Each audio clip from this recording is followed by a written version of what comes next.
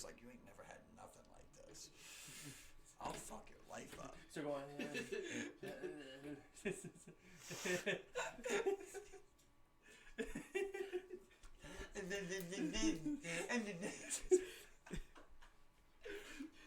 You wanna ride that face? I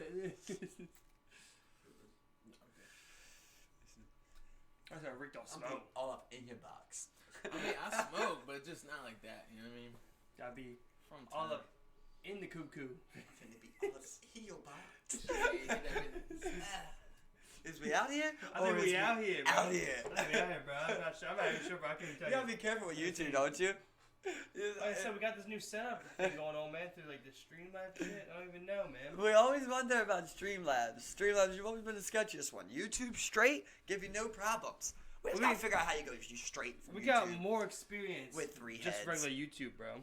I'm a Way more YouTube experience. connoisseur So of sorts, okay? So Streamlab is just like another platform you can start the show on? Yeah, I mean, it's basically a streaming app, you know, for like multiple. So when you're using, so like when you go live on YouTube, we can do that when we got 2. But if you want to do more than 2, you got to go through a streaming app. That's when we go through here. So like It's just weird. What YouTube has going on is that like they set it up in a way that like it's just a pretty simple formatted with like no customization settings whatsoever, just like a pretty straightforward video encoder with only 2 audio channels, because I mean that's what most people only need, you know. And then usually if you need something more, you have more, you know, post production. Normally you're not doing like 3 mics live, you know, typically. Plus, we also don't have, like, the same equipment most people have with, like, you know, running 3 mics and some shit, you know what I'm saying? Like some people have, like, huge audio systems to be able to, like... Club and shit like that. Audio exactly, bro. All that shit. Oh, yeah, for sure. Yeah. I remember there was, like, that one thing where, like, you press it and it'll, like, switch cameras for you. It switches who audio is on. Like, yeah. I know what you're talking about, like channel swaps and shit. Yeah, it's like... They have a device called, I think it's, like, called, like, the Elgato or something. It's just a little touchscreen cue thing to where, like, you can cue, you know. I know what you're talking about. Yeah, you can cue. Yeah. It's why you're streaming. You can cue different cameras, you know, and do different shit like that all live. But like, it requires like a control while you're here doing it live. Yeah, that would take away from. I'd be sitting here, you know, kind of doing it like that, you know. I seen that shit. There was this production company called Rooster Teeth, and they were talking about one of the guys went up, and I was like, what are you talking about? And all right, so that. I get that. That must be what it is. We're back here with Rique Suave for the 2nd episode. We did him right this time. We got that personal mic going. Had some issues last time. Now we're looking for a good one. Hasn't been too long, but we're back out there. Thanks everybody for waiting for us. Hope everybody had a great Thanksgiving. Yeah, Thanksgiving hands down best holiday. I don't care what nobody says. I'll tell you, best holiday yet, you know, but like, you know, that turkey bowl made special yesterday, man. Yeah, that was awesome, that turkey bowl yesterday, that was man. awesome. That really changed the holiday, bro. Y'all talking about the turkey bowl, man. I was just like, what, turkey bowl? Turkey bowl. It was football, yeah. We played football. They call it the turkey bowl. It was my first year participating in their turkey bowl. The turkey bowl. You know? It's not my turkey bowl. I joined this turkey bowl too, you know? Like for the Spanish guys. For the invite. I mean, shit. They know who they are. Classic conversation topic, 92Q. I heard this shit on the radio. They were like, the one thing you love the most, and then the one thing you could do without with Thanksgiving in general. And as I was listening to it, I had hella people that I was hearing. They were like, "Oh, okay, they could do without the cranberry sauce or the jelly." Oh, yeah, that's an easy way out. I don't mind it, but I just. Are you asking me cranberry or no cranberry? Yeah, like what is your least? What is your least favorite? Like, what could you do without? Oh man, like I'm not gonna. Who am I gonna say? But like that we can do without that dish. We need them all, bro. I don't even eat candied yams, but we need them. We need them bitches out on the table. I love. I usually don't eat them, bro. I usually don't eat no candy yams, man. It's that sweetness, man. It's that sweetness, bro. Yeah, he's not a fan of that. You know, I usually just fuck up that stuffing, that macaroni and cheese. See that's my favorite. Day, For something, there's something to me though that just like mashed potatoes and gravy taste 10 times better on Thanksgiving. I don't know what it is. It's like the only time I eat mashed potatoes is on Thanksgiving. They just taste so much better. Like you're really eating some really American, just some wholesome food. Yeah, exactly. The stuffing is just. I feel like it pairs that much better. Man, it's so great. It's like I said, like I just usually I just pile that on top with hella fucking gravy. Yep. And I just go to town on that shit. I literally eat a whole plate of stuffing. I'll have 2 plates of it, and one plate's full of fucking stuffing. Everything else has a little bit of everything else. See, now my a little bit of sauerkraut, got a little bit, of mashed potatoes. I thought it was so funny how I just see like this white girl I see on Facebook, and she's like posting on there like, yeah, while everybody's stuffing their faces, let's just forget about all the indigenous Native Americans that were slaughtered. You're just like, listen. We're not celebrating fucking genocide. I mean, well, right, valid argument or not, I doubt you're the one that should be making the point. You know what I mean? Do you know really what happened? You got all your history down. You know what I mean? To me, you sound like a basic white girl who's just like, I know what'll get some likes on Thanksgiving. Yeah, like, remember the Native Americans? It's just so annoying. Just doing it. To me, it's just for the reaction. The extreme social justice type shit, man. I don't know. You want likes, and then you want to reaffirm with yourself that you are a good person, I guess, and get likes at the same time. 9 times out of 10, it's just like unbroached or uncalled for. It's just random. But we've showed it is, yeah, exactly.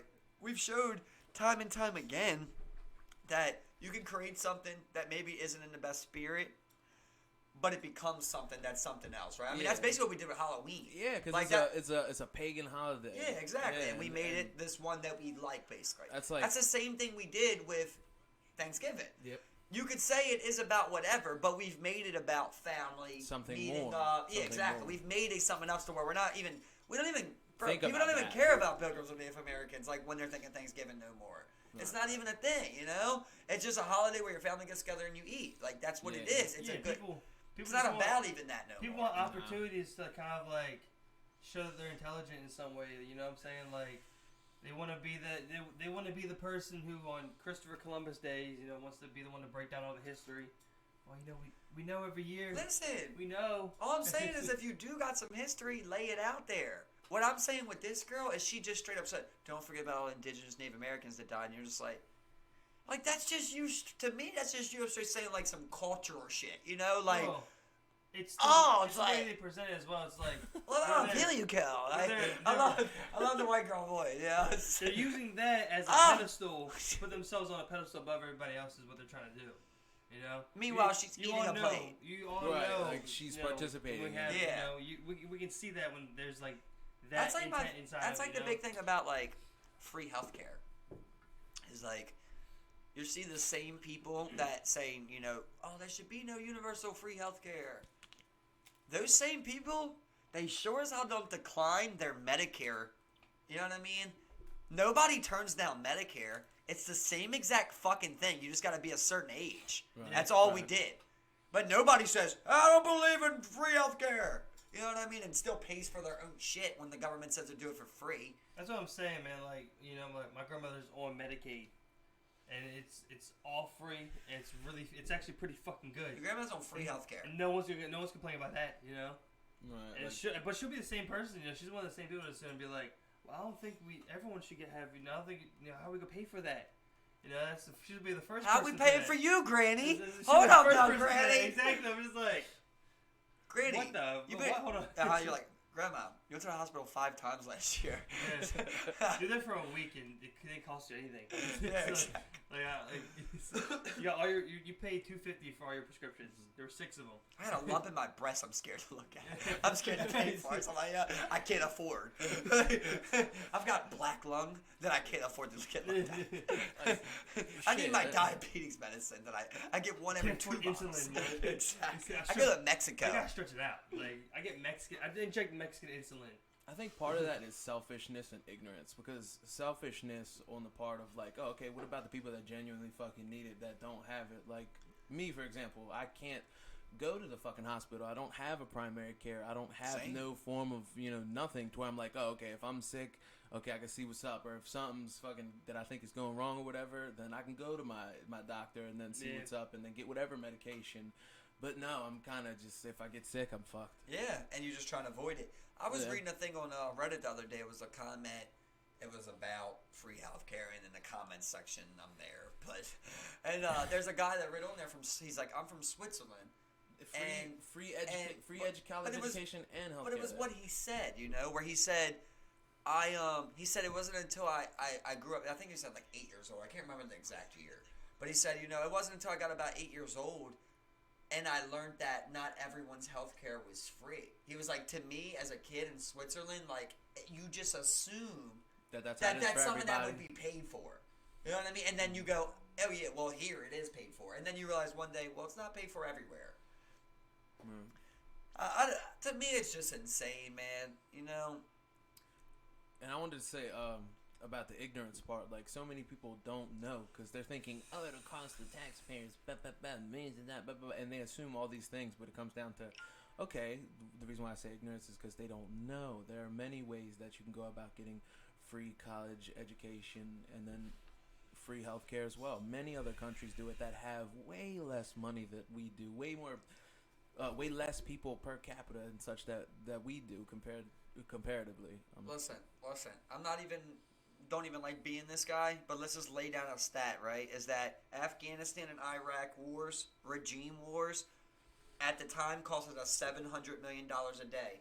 From the time that we got there through our entire infiltration of those countries, it was $700 million a day. You know what I mean? That's $700 million a day that could go any single. Somewhere place, else, divided to where it's more necessitated. It's $700 million alone. Did you see that military? Yeah, gentlemen. He said 700, right? He's $700 million a day. Right? $700 million a day was the operating cost. I knew it was in the 100. I could have swore it was 7. Yeah. And it's a military Iraq veteran who got locked up at the White House's fucking front steps, basically. Oh yeah, that was the guy. Yeah, that's the guy that's saying that, and he's like, look. The only way that these regime wars like this are going to stop is if we stop it. If you straight up, the people get armed, get in the streets and say, we're not doing this no more. Right. And that was a big thing that I do like about Tulsi Gabbard, man. Where like, would I vote for Tulsi? I don't even know if I vote, period, but I don't think I could vote for Tulsi, unfortunately. It's just not enough there for me. I think I would love like Tulsi as vice president for Bernie or something, something like that. I think that'd be great. But when she's on there and she's like, my main objective, one of my main objectives being president would be to end regime change. And they get mad at her because she speaks with Assad, but you have to speak with people like that so that you don't go to war with people like that, man. Right? You can't go around policing the entire world. Well, nobody has the funds for that. That and what you're also doing is pushing someone like Assad into the hands of like the Russian, very true. Into the opposite, faction pretty much. Where they have Russia and China being forces or not Chinese forces, but influence within the Assad regime. This is straight American fact. United States of American fact. We've never had a period of time where we weren't at war since the foundation of this fucking country. I don't remember what it was, but we actually have a different flag of the United States. Like, there's one of peace and there's one of war. I believe, I don't remember what article I read, but it was something about there was the longest period that we weren't active in any general military conflict within the world was like 2 years or something along that nature in the history of the United States. And I'm telling you, but they when they were breaking that down, even in that time, they are still assisting in some type of conflict. Yeah, like that, they're funding, they're providing arms, support, some type of thing, one way or another. Since the foundation of this, watch what we get out of Afghanistan. There's going to be another war waiting. And when we get out of that one, there's going to be another war waiting. Syria and shit. They're going to constantly even if we're not going to fight war. Even if we're not going to be in a war, because we're not even technically in a war with Syria. You know what I'm saying? We're just supporting factions. But like up until Trump supposedly removed forces from Syria, we were there fighting, not even officially in war. We're always going to be in conflict. Technically, we're still at war with Afghanistan and Afghanistan and Iraq, though. Well, yeah, I understand that, but like what I'm saying is that, like, even if we were not in an official war, we'd still be in conflict, within these, areas, right. like we're doing with Syria. We're not at war with Syria right now. It was supposed war. It was supposedly they're operating. It was supposedly that there was photos that were online, and it was pictures of U.S. Aid tents training being given to I don't remember what is the Syrian army or whatever it may be, but it comes back to, okay, so we're supporting one faction and then they're fighting over the nation and such. Well, they always do that, or they support both sides, because sometimes war is just a good thing in there. That's military what Saudi Arabia complex. constantly does. But even on deeper levels than that. But real quick on Jocko, that with Halsey, did you watch that one? Yeah, Rogan, that's a great podcast. Yeah, I know, man. But like Jocko was understanding, he made a great point where he's like, look, if you go into somewhere, right, and you pull out of somewhere, or you choose not to invade somewhere, and 50 people end up getting slaughtered, right? That's horrible, right? But at the end of the day, that's not world stopping, right? World goes on tomorrow. Like, that's not mass genocide, to use a word for it. Right. It doesn't necessarily mean you got to go over there and hop in that now. And that's where I think America gets people fooled, because they go, oh, well, we're trying to help. No, man. They listen, there can be a good guy, right? You could have the best guy in school, right? Mm-hmm. If he gets into 100 fights, you can't say every time he was sticking up for someone, right? Yeah. You go, this dude probably likes fighting. Yeah. That's kind of the same way I look at it. It's just like, you can't always be helping someone and saying, oh, no, we just like helping. Like, no, bro, you like fighting, bro. Sometimes you need to learn to stay the fuck out of something. The way I've always understood it is that, like, even if we didn't have interest in the Middle East, there's always going to be that opposing interest to other superpowers that we perceive as threats. Like I said, as far as, like, Russia and China. If China was trying to, grab power in the Middle East or some type of influence, we'd be right there, battling back on the opposite side. If Russia was doing it just like they were doing it, in the early, on the Gulf War and shit, we would be like we are now on the opposite side. Russia's with a side. What are we doing? We're helping the rebels and the Kurds on the opposite side. We're always gonna be there opposing that other superpower in the world in whatever region they might go to. Just like how China and the South China Seas, I was about to say that the South China Sea, they're building artificial land, new islands. Exactly, and stuff like it's that. going to get to a point, where we may possibly have to intervene there or something like that. Because then they're encroaching. Here's the weird thing, right? Here's a weird thing. America loves Israel. Like, we can agree on that. America loves Israel.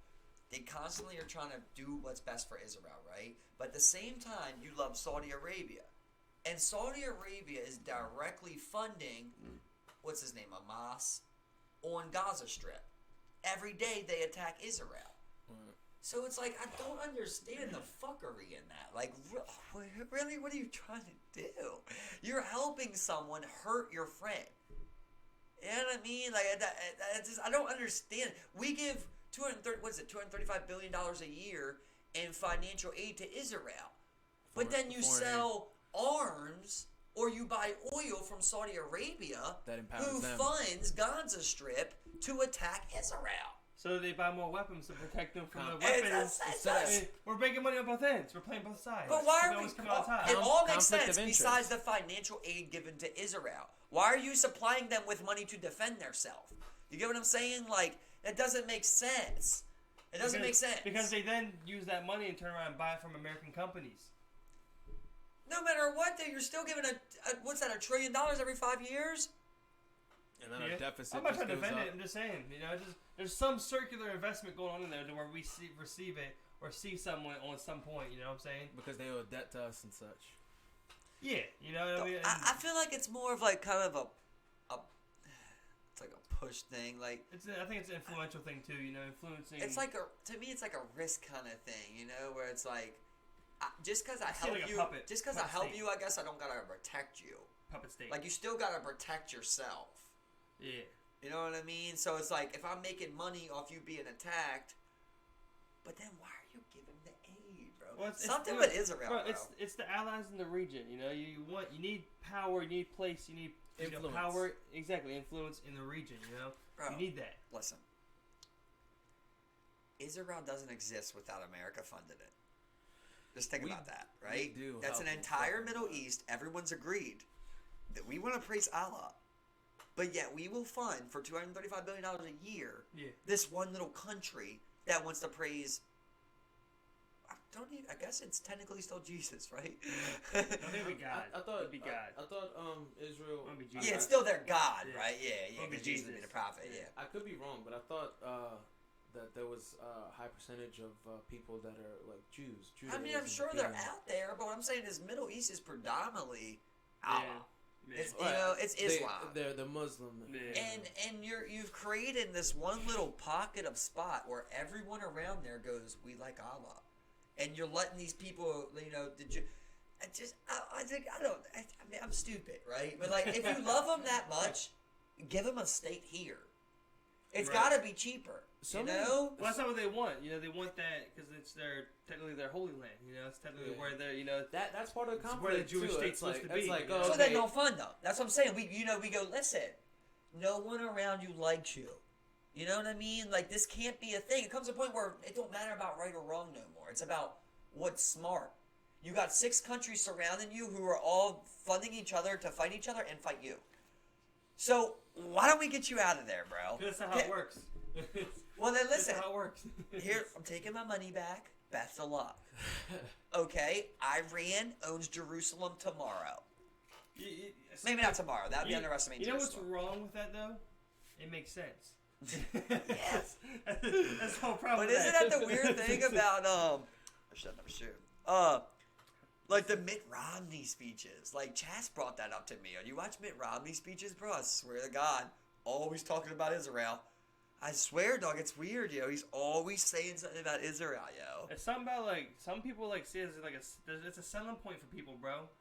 It's because it's, like, I guess it's technically perceived as a liberal or a leftist idea that Israel is in the wrong and, producing these illegal settlements versus the conservative viewpoint, which is that Israel is a valid state.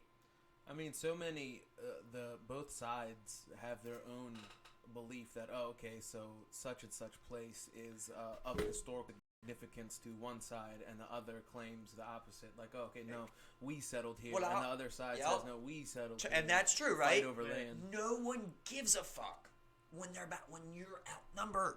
It don't matter what it is. This could be my lighter. If I'm at a party and 10 people say this ain't my lighter, I don't try and fight for it. You get what I'm saying? You say, your guy's lighter. You walk away. At this point, no one around there is on your side, dude. Your best funding comes from across the sea. And they don't even make sense. Yeah, but they're getting money flown to you. Yeah, but they're living. They have a good state over there where the because they get a Israel free $235 a year. Exactly, that's what I'm saying, man. They don't belong there. I get what you're saying. I don't care whose land they say it is. 100%. It should be. I'm all with that. It should be Islam land, right? Not even saying it is Islam. How this whole arrangement's working, man. It's a huge, powerful power grab in the Middle East. It's right there next to Syria, pretty much. You're within spitting distance of all the main Middle Eastern powers right there. It's a perfect point to fund some type of puppet state up. I was just gonna say puppet. You don't raise it. You don't annex it. And you don't control what it produces. You just puppet. You get gains from it. You give it some money and you let it fight. You have and I'm sure Israel provides soldiers in some of our combat missions throughout. Yeah, but regardless of anything, you're sitting here telling me I gotta pay for my own appendix surgery, right? But some Jewish dude 2,000 miles away is getting, a weekly check or something, whatever, is getting free healthcare. Whatever it may be. It doesn't, and that's my taxpayer dollar that you're taking to do that, and none of us get to vote on that. That's the thing that bothers me. I always thought that, when you're okay, if we really want to try and fix voting, let's just stop voting for people. Let's just vote for straight up what shit is. It should just be we control the laws. Limit what shit is. Obviously, it's hard when you got a lot of people, right? You have to give some type of free will where you go, hey, don't fuck up. That's what it's going to be when you get to this many people, right? But you lay down something. You lay down something there, and then you say, so let's say every year, every September, there was 10 things that you had to go to the ballot. You didn't vote for a person. You went in there with 10 questions. You know what I mean? Yeah, which they do, but it's not for federal level. Yeah. You can do state level shit like that. But I'm talking a federal level, straight up, marijuana legalization federal. Vote for it across there. Yeah. Right. You know what I mean? Fuck it. Whatever you could possibly get on there. whatever is polling. You would have to poll for it, and whatever the highest things are, or whatever is trying to get pushed in Congress. What's the thing? We did vote. I was on the ballot for the medical marijuana law in Maryland. But that's statewide. That's what I said. It's statewide. You're not. I'm saying federally. If you want every, 100%. You go every September, and there's 10. Of course, you got your state laws. That's always separate. Yeah. But every September, you go to vote. There's 10 federal laws that you vote yes or no for. Right, You're not voting for a person. It's just straight up. Whoever's in that, they got a term limit, and they do whatever your vote says. That's what gets passed. But that's not no filibuster shit. No dumbass shit like that. The people voted 80% for marijuana legalization. It's legalized. Simple as that. Let's stop voting for people who say they're gonna do all of this shit, and let's just actually vote for the shit. That'd be great, No, but we're not. That'd be a true democracy. Yeah. A lot of people are like, oh, okay. And people say that's too much to vote on. Well, not we're a everything republic, needs to be police and policy. Yeah. You get what I'm saying? There comes a point where you go like, look, no, we didn't vote for, can someone, light a firework at 2:35 a.m. on July 5th. We didn't vote for that. You know what I mean? Have some fucking common courtesy. Did he do it 3 times? Fine. Dumb shit. Simple shit like that is so easy to get done. And we complicate the fuck out of it. And that's why even lawyers and shit exist, right? Because they only know the print of it. Yeah. And that's why you elect a congressman, because you can't go write up a bill yourself. Not saying you can't, Gary. I know Gary would be all over me for that. Like, you could just go write a bill, bro. You could pass a bill. If you're a good fucking lawyer, I swear to God. If you're a good fucking lawyer, you actually know. You're also able to, argue the interpretation of it, of how it's read. Like, no. You read some type of, bullshit to where it's like, that's not what it says at all. Subsection 7. It's like, Chapter it 5. says you cannot kill someone else. It doesn't say anything about helping him kill himself. Got him there. Now we got to fix the law. Now we have to spell it out for them. At this point, that's always going to come with it, right? That's how we got to this point also in law. Exactly, we learn and adapt. It's still going to have its flaws, but you would learn and adapt with it. You also had to rectify the judge system of, how you become a judge, what a judge's responsibilities actually are. Yep. And you know what? Because it's always weird, there could be a charge. You could be a rapist. That's 5 to 25 years. Jurors could find you guilty. That doesn't matter how long you get. It's still up to him. You have a basic stand amount. So, juror found you guilty on 2nd-degree rape. I don't even know if that's a thing, right? So, that's a mandatory 5 years, right, but it can carry up to 15. Right. Well, now it's up to the judge what he wants to give you on that. Exactly. That don't make no fucking sense to me right there. There should be a framework laid out, right? Or there should be judge's discretion. Mm-hmm. It should be one or the other. It shouldn't go we found him guilty on all this, and now the judge gives you the minimum amount for it. Or we found him guilty on these little things, and he gives you the max. Oh, we only found him guilty on the little things, so I give him the max. Oh, we only found him guilty on the big things, so I'll just give him the minimum and let him off on other shit. But then that does go to your point about to the judge's discretion. And it depends on the judge that, what should you get? Well, this guy will rule more aggressively versus this guy being more conservative. Right, and we shouldn't have that. No, not at all. There should be a standprint of this is what you should be. Exactly. Remember that fucking judge in Pennsylvania, bro? That motherfucker straight up was getting funded by private prison to send teenagers to jail, bro. They said he sent 96% of the teens that he's seen to jail, bro. Profiteering and shit like that. Profiteering off of the people private that he sent. Yeah. Which we've already been down that line of private prisons. I mean, if you could think of the dumbest shit someone could come up with, there it is. But I guess you could top it with privatized healthcare. That's just as fucking dumb. You privatize suits. You know what I mean? You privatize that. You don't privatize something as important as a federal need. You know what I mean? Prison system or fucking healthcare. Yeah. You privatize out the suits for the White House's dinner ball. You privatize that to Leonardo's tailors or something. You get what I'm saying? You don't privatize your healthcare and your prison system, dude. That's the dumbest shit ever. If you told anybody, hey, the more you got, the more I'll pay you, the more they're getting. It could be whatever it is. Right. You know what I mean? Fucked up priorities. Anything. So you tell them it's people, okay, send them to jail. When you got those when you got them funding, when you have the money, the exchanging money of hands is enough to corrupt that system completely and just throw it completely sideways, where it's just there's so much profit in that privatized healthcare. It's like, you may say it's dumb, but it also might be like the smartest thing someone ever fucking did, and turned into like $1 billion, made up fucking market out of nowhere. It's like the same person who came up with Wall Street. It's like, is that the dumbest fucking thing ever, or really the smartest fucking thing that someone ever fucking did? Like, just one person. If you're talking about someone, it's smart. If you're talking about a country, it's dumb. Dumb as shit. Yeah. That's another thing that make no sense. I agree with Bernie on that one, where it's like, why isn't a trade transaction being taxed? Yeah. Why is that not a tax thing? When you see these high elite people with high money, they also have more the money best, that they can ever spend. But not even people to that limit. Not even to that limit, right? A millionaire, right? Say you got $1 million. You can afford to get a great, what's it, a stock? What's it called? A bond, stock? No, the guy that helps you. A financial advisor. Broker. Yeah, a broker, basically. Broker. A stockbroker, exactly. That can let you know, hey, this is what you should bet on, this is what you should bet on. Right. And those people that do that, they're in the same circles. They're not just going around and saying, I gotta find who has the best Yelp review. They get in the same circle of other millionaires who are, that's what I'm saying. Millionaires, people of that caliber, they're not betting on the stock market. They're making money off the stock market. It's simple as that. If you know what's coming, there's tons of money to be made. If you know it's coming, then you can control it. You can control it. So and that's why they literally made that illegal. Do you think all of that gets caught? Do you think all of that really gets caught?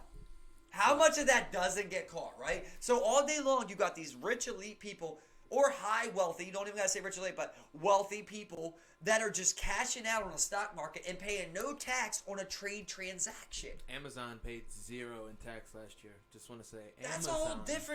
all different discussion. But just But just in general, trade, Jeff Bezos that doesn't make no sense to me, bro. Well, not only that. All Bernie said was a 1 cent tax, dude.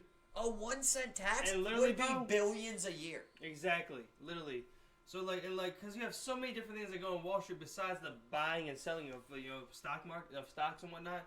You have people who they make bets. There's always side bets on what these stocks will do. People bet that at the end of closing day, Tesla will be up at 379.02. And then if it goes up on that day and it passes that mark, they then make whatever they put down. The 21 or whatever. Exactly. At the end of third quarter, just make money out of fucking nowhere. I love this thing I seen that was it was like a meme thing, but it had it was like a news article, and it was like Bernie supporters worried after heart attack. And then it was like this comment, they show the one comment that somebody made. It's like the person was just like, you motherfuckers don't understand that we would literally vote Bernie in just so he can die in office before we will allow someone else, Trump again or whatever. Exactly. They're just trying to make their rant, But I just thought it was so funny. Yeah, that's true. It don't matter what condition someone's in. If they can talk and sign bills and they're a good person, that's what you're looking for. Exactly. So that's all you need. Exactly. That's all you really want. If they die, they pick the vice president. So hopefully he'll pick someone that will follow his footsteps. Trump's gonna die of a heart attack or something like that. Especially I just triggered an algorithm all over. Especially what he eats every day is true.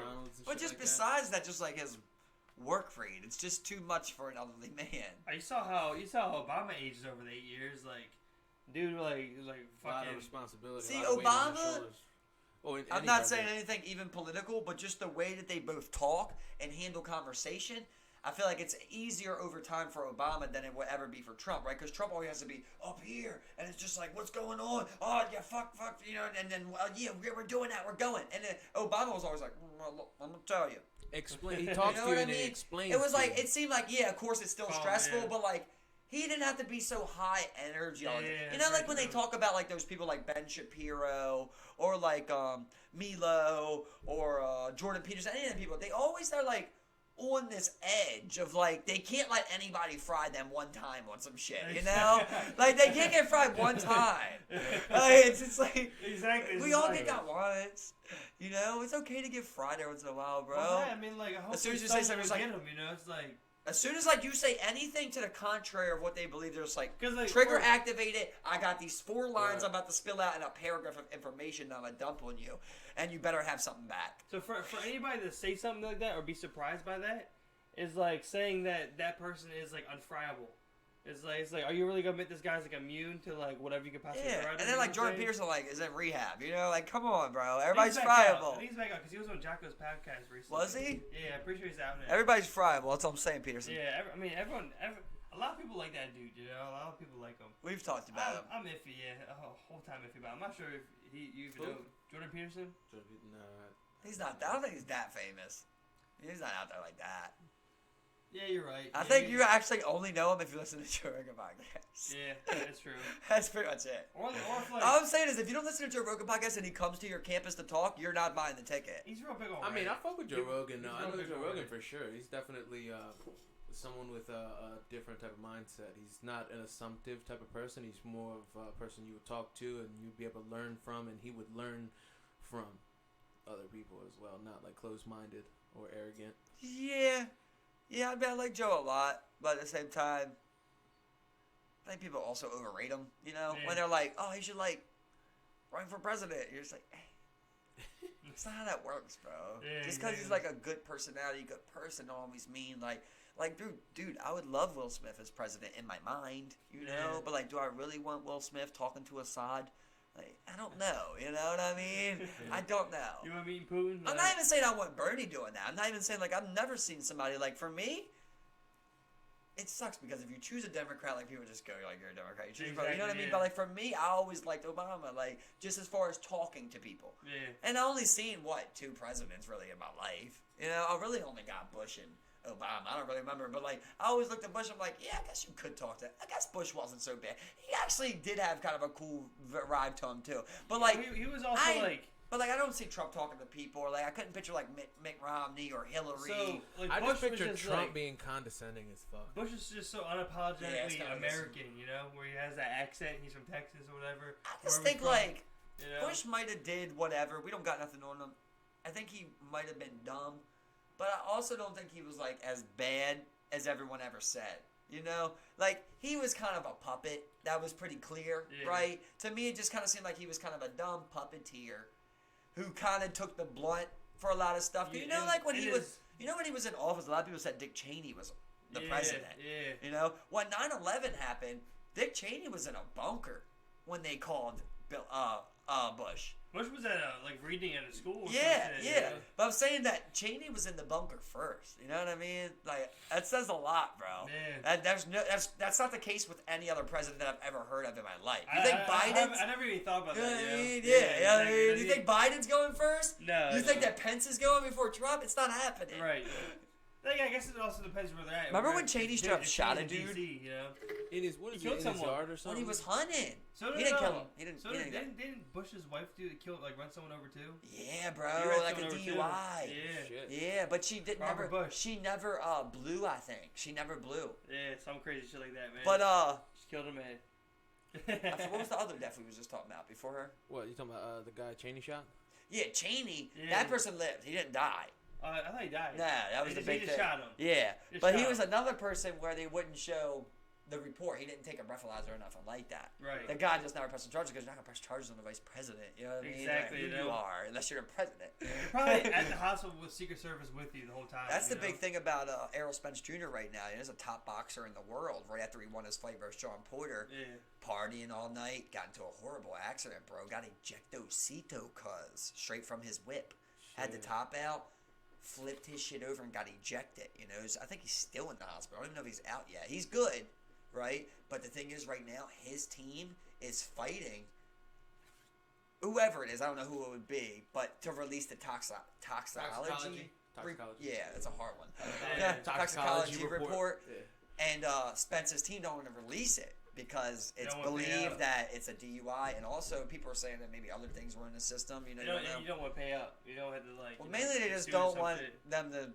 Well, he only wrecked his own shit. He didn't nobody Like else. negative. Well, Don't I'm want, saying, but the dude's hurt negative now. So publicity. like people who have money in this kid, you know. Yeah, but what I'm saying, like, even if it's a DUI, people usually get over that. They're still want to see Errol fight. But if like, say like, they come back and it's like, yeah, he had like painkillers in him. You know, now you're like, fuck. People still want to see him fight regardless, but you're like, fuck. You know what I mean? Like, or it's like coke, you know, or something like that. You'd be like, damn, man, Errol, what the fuck's going on, dog? You know what I mean? I think people just Enjoy the lifestyle, man. When I heard that, bro, I thought he was gonna be dead. I thought it was gonna be like one of those. As soon as you hear someone being ejected out of a car, I'm like, Ejectocito. Good luck. Yeah, good luck for that guy, man. Sounds next level. I remember there was that one dude in California who got ejected from his shit. He ended up on top of the highway sign. He was on top of one of those highway signs. Yeah, he got launched from his shit. That's flipped, and he hit it. He got launched out as it rolled. He got launched out the top as it rolled out. And he hit the sign. Flung him up to on top of the sign, bro. Yeah. Wow. Yeah. I think his legs got cut off or some shit hitting the sign. That is insane. Yeah, he was dead. You know what's funny? You see that little thing about the trash in Baltimore with that neighborhood? No. Well, they found out like there was an investigation and like there's a I forget. Yeah. You talking about the congressman? I knew you were gonna do that. I just knew it. That's why I didn't want to start. I knew you were gonna know. You're my head. I forget what the neighborhood was, but yeah, as soon as I saw, I knew it. That's cool. Over 10 years. It cost taxpayers $100,000 just this little neighborhood was getting an extra trash pickup. Oh yeah, and the garbage man. And nobody knows why. Like, you know what I mean? Like somehow it was finesse. Wasn't it like overtime or something? Or like no. Or like there's just straight up this one neighborhood in Baltimore, a rich neighborhood that was getting 1 day a week extra trash pickup. For over 10 years, it cost us more than $100,000. It was not about overtime or nothing. It just they weren't supposed to get an extra trash pickup, and no one knows why. $100,000 over 10 years though. It's not too bad. It's horrible, bro. It's not too bad. $10,000 a year? It's not bad. It's not too bad. How many houses are we talking? How many houses are we talking? No, look, when I'm thinking this, right? When I'm thinking this no, about... I'm kidding. That's a whole neighborhood. The first thing I thought about is like, bro, y'all ain't even got rats. You know what I mean? And y'all can afford better trash cans, and y'all can afford more trash cans. You need to be down in the city where people got overflowing trash every week. Yeah. You want to get rid of the rats? Bro, I'll tell you what else too, man. If you leave your can open, them birds will fuck your trash up too. Oh, yeah, man. You know what I mean? Yeah. I've seen them fucking some trash up. I've seen rats and birds fight over trash. Shit. Like, just... You can't have this much trash, bro. Like bro, no matter what it is, overflowing we're out of doomed the trash to fail, can. bro. That and, like, even if everyone got 2 trash pickups a day, like, regardless, like, the way those, like, trash men leave the garbage cans and shit afterwards. They just chuck them. Like, I remember exactly. one time... I can't talk shit about my guys, man. My guys are good. One time mine was in my fucking driveway. Like, not even on the fucking sidewalk. Just, like, one was just on the fucking... in the middle of my driveway. I'm like, what the fuck? Did somebody, like, push this over? Or what's going on? All I can say is, man, I'd be very surprised if humans got another 1,000 years. There's just no way. If humans what? Got another 1,000? I just don't see it, man. There's too many problems. I watched a very... They just keep adding more people. I got sent both of these video. It was called... Just because of like, what you started talking about, like, how we only have, like, 100,000 years left. It was a video called, like, Life Beyond. And it was pretty much just talking about, like, you know, the age of the universe and whatnot. And, you know, other life forms throughout the, you know, galaxy. So what we were saying was like... At this point in time, we're like 14 billion years old. The universe is, and humans, well, at least like life on Earth has been around for since 4 billion years. Since like the universe has been 4 billion years old, so like life has been around 10 billion years, something like that. I thought it was 14, but yeah. And they're saying that there's like 100 trillion years in the universe age or something estimated. So like what they were saying was that like it's possible. They just kind of like flirted with this idea. It's possible that like in the time frame of the universe, we could be one of the first intelligent life forms to be like to evolve to this point. You know what I'm saying? It's 100% possible, right? It's 100% possible, but it's kind of a naive statement to say that someone isn't beyond you, though. That's when it's a problem, right? Within our universe. Well, when people think that like you're the smartest intelligence, that's the problem, right? And here's the thing: I've seen a breakdown on this. And just the straight up chances of life, that is super hard to get. I didn't understand how hard it was to get till I watched this video. It really breaks down to like, we kind of got to understand of like how many planets we're working with here. When you go with like all the factors that are needed to create life. So you think of like, I don't know exactly what is needed to necessarily create a microorganism or whatever. But like, just a habitable oxygen. Planet. Habitable planet. Right? Oxygen, carbon, I'd imagine. Yeah, some of the carbon-based life forms. So I think some of the first gases in the beginning of the universe was hydrogen, helium, and some type of like other gas. But like, what's needed to make microorganisms? What they say is you need water, you need like other types of elements, and you need heat or something. So like, what happened on Earth, where they estimate the first organisms originated on Earth, were the volcanic steam vents underneath the water, because you had lots of rich elements coming out from the vents, mixing in hot water, so it became like this pretty much this huge organic cooked soup, and then just bacteria floated from there. Because I know that they believe that there's organisms in the crust of Earth that get no oxygen. Yep, exactly. They get zero oxygen, zero sunlight, and they're living. Oxygen isn't needed for life, from what they say. Right, okay. It's just that liquid water. So what I was going even next level on that, I didn't even really want to get into the chemicals, but let's just say the chemicals that are needed, right? But then you got things that like, let's go off of what we need, right? Something like us to live. Yeah. You would need water, hella, hydrogen, oxygen, carbon. oxygen, and then you need certain weather conditions. We can't live in too cold and we can't live in too hot. Yeah. It has to pretty much stay within seasons. I mean, we could probably hide. We can always hide the best we can. But to really live, go out and plant your crop still, you got to have between it's got to at least get down to like 20 to 120 or something, right? Negative 20 to like 120, I'd say something like that. We need something within that area of living. Then let's go with our luckiest of all. We need a fucking atmosphere. Which is like, that's super rare, bro, for an atmosphere to be there. And if it is an atmosphere, it's usually one that isn't made up of things that we need, the things that protect us from sun rays. Exactly. Because we got to be close enough to the sun that we don't go cold. We got to be far enough that we don't burn. Yeah, like at one point we thought Venus was like a habitable world, but then we found out that atmosphere was made up from like 90% hydrogen gas. Right, so like some shit like that. We would die. Oh yeah, exactly. It's like a vacuum in the atmosphere. Second planet in the solar system. I think it's Mercury, Venus. It's Mercury, Venus, right? Yeah. So that was what it was. See, the thing about it is Mercury. I want to say it was 80 billion years, but I don't want to put a exact number. 80 billion years. 80 billion miles. Sorry. Yeah. Ahead of Venus. I remember we looked into it on the book that I had. Right. When we were getting to the I can't exactly remember what it is. But Mercury is way closer to the sun than Venus is. But Venus is more than twice, I believe. It's the hottest planet in the solar system, but it's not the closest. Right. And it's because it's a gas planet. Where Mercury isn't a gas planet like that, so it doesn't attract that heat like that. Yeah. So we also need a certain kind of planet, that handles heat, but also kind of lets it go a little bit, because you got to have flowers and shit like that. So then you go next level. Well, then we need like bees and shit. We need other things to actually let us live. We don't live without a bee. Well, but a bee would live without you. Well, see this is the you thing, know what I'm saying? Well, another planet, I don't think, if life was to evolve in a certain way, you wouldn't have a bee, but you have a substituted. That's what I'm saying. You need something like that.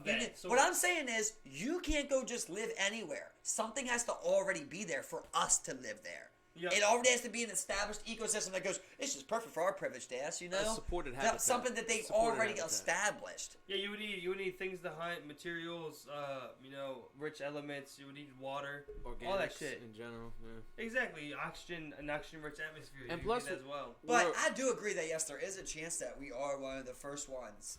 Yeah, because we're in the sweet spot, like you were saying, not too far, not too close. We're right there to where it's peak habitability in general. I just never believed that we're the smartest. I'll never believe what they estimate.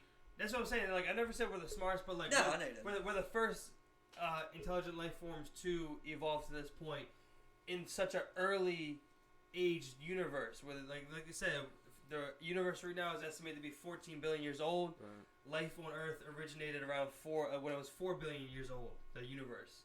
So that's 10 billion years of life on Earth. In the estimated lifespan of the universe could be upwards of 100 trillion years.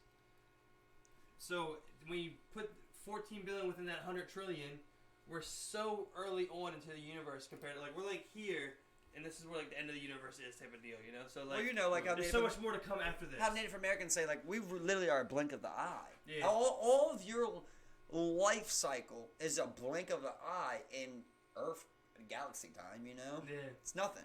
You could be here for 1,000 years. That's a fucking fraction of the time that we've been alive. Exactly, exactly, man. In the grand scale of things. Yeah. Now, it is also estimated, though, that there's also, you know, easily 100 trillion, you know, planets like ours that have liquid water and could possibly sustain life, you know, of varying degrees and temperatures. Other Alpha Centauri. There's moons like whatever it's I called. believe you're just talking about the stat of like they believe water is there.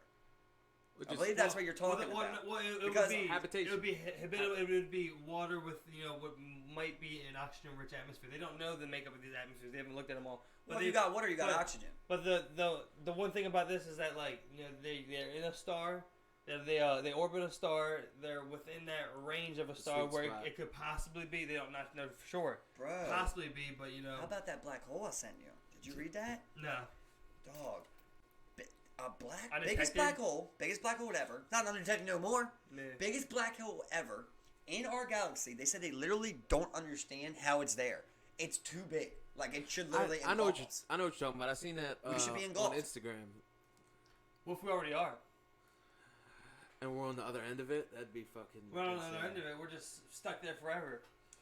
I don't know. Tell that to the guy that's getting fucked in the ass in prison. You know, he's like, I feel it. You know, that's how I feel. Like, no, I'm here. Yeah, no, we're not already nowhere. It's like that's not. That's definitely there. I wish.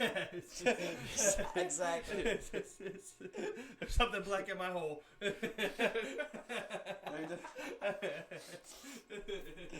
Just assume it's black, huh?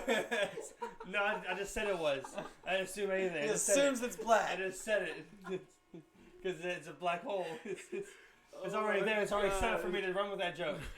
If there were white holes, I would say there'd be something white in the hole. Come on, no, man. only black guys do the raping in prison. Hold on, wait. No, isn't there dead ass like? I could be rape in completely prison, wrong. yes. What? White holes. Is that a thing? No, there's not white holes. No, there's not white holes. There's like dwarf stars, which are the beginnings of like collapsing. Whoever rapes the most people is probably whatever race is the most in jail. Like right? Well, yeah. It's probably just so many people. Yeah. Which I'm guessing is black, but I don't know. The predominant, depending on where you're at. Like if you go to, if you go to like America, California, it's gotta be black, right? Yeah, it's gotta be. That's the gotta be a highest huge percentage. Yeah. Yeah, it definitely skews that way.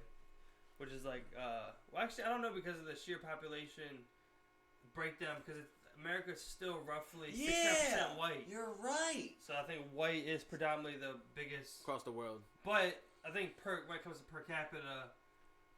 Yeah, I mean, I'm pretty sure. I think it's white in America, because like I said, America's still 69% made up of white people.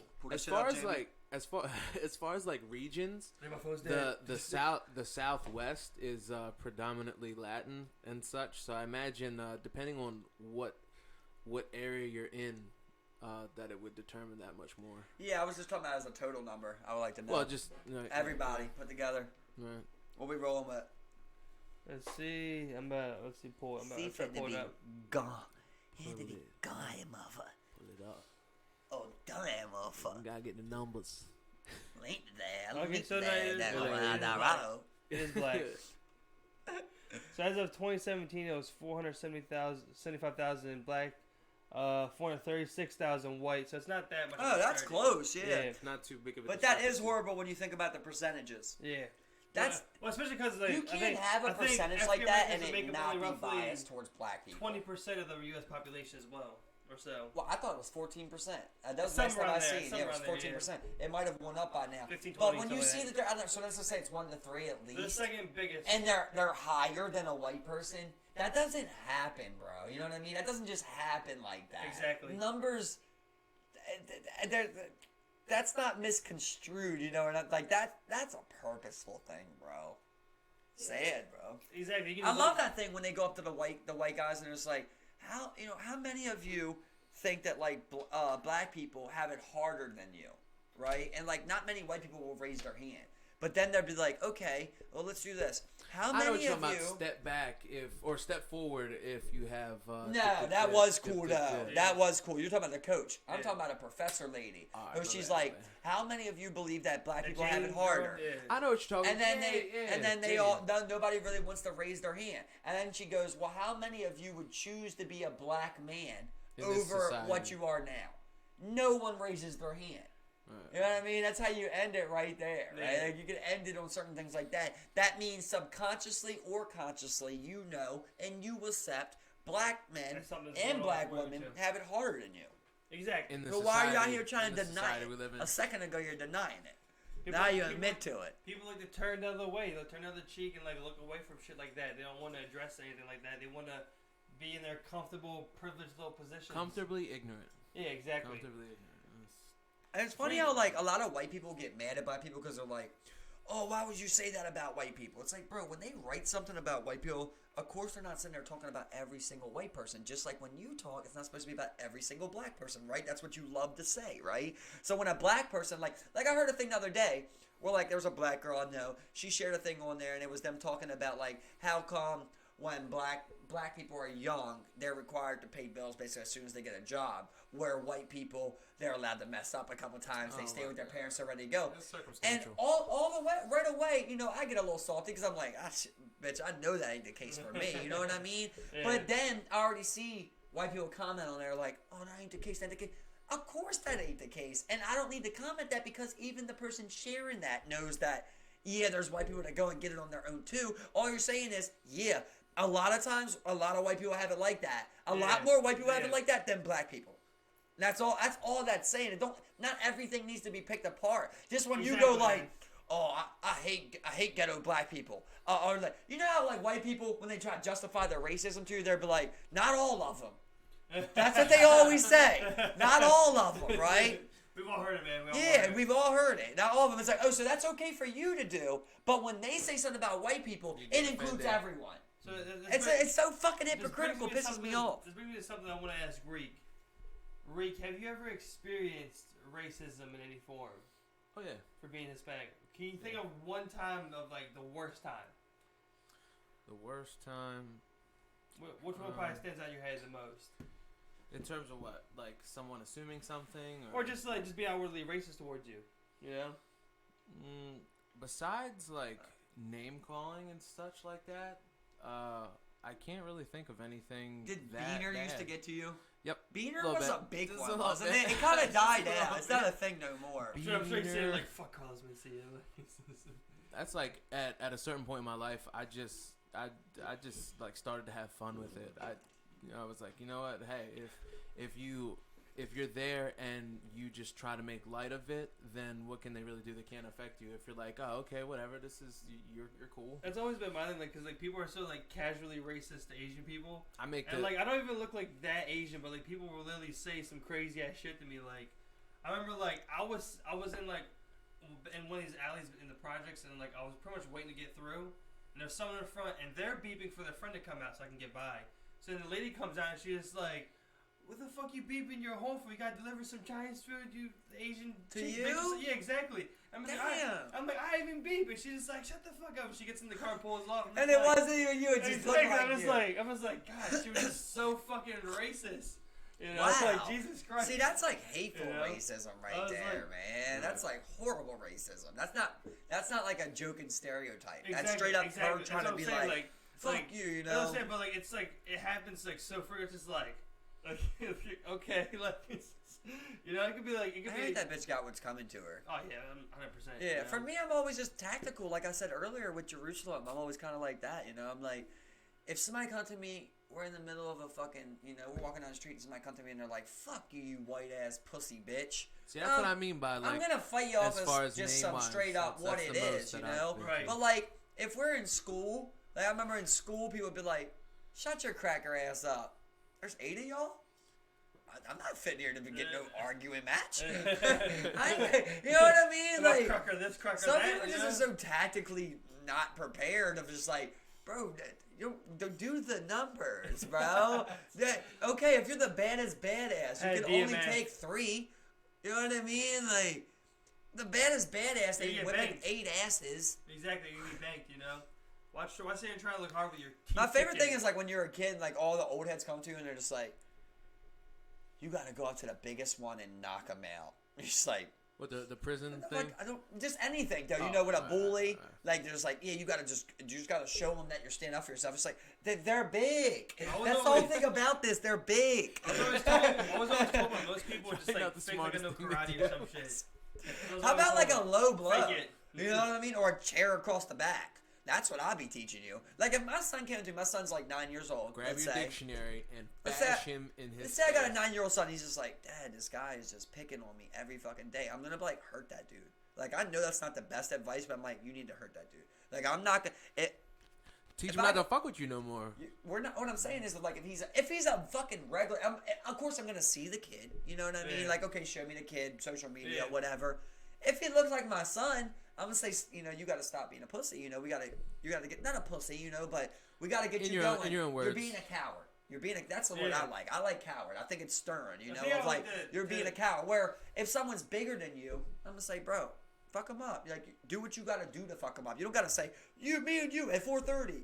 You know what I mean? Like when he turns around, yeah, bring that dictionary across his head. You bro. ensure you get the W. Yeah, hurt him. Exactly. Yeah. Bust his nose. You know what I mean? Hit him in the nose with something. I'm just gonna like tell my kid straight up, it's like you'll regret for the rest of your life not standing up for yourself in that moment. You know? Because then those moments will stay with you. Yep. And I'm a guy that stood up to some bullies and let myself get bullied. So I've been on both sides of it. I know how it feels on both sides. You feel better every time you stand up for yourself. Yeah. There's never one time you don't stand up for yourself and you go, well, of course, like if the numbers aren't in your favor, like I said, 8-on-1, 7-on-1, something like that. But you're then like, smart move, Mike. You know what I mean? But like when somebody, like one person bitches you, and you let it go, you're like.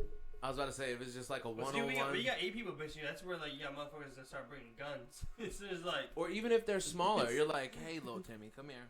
All right, so when you see him, the next time you see him, and he tries that shit again, he comes and he don't see you, you pick up that dictionary, you tap him on his shoulder,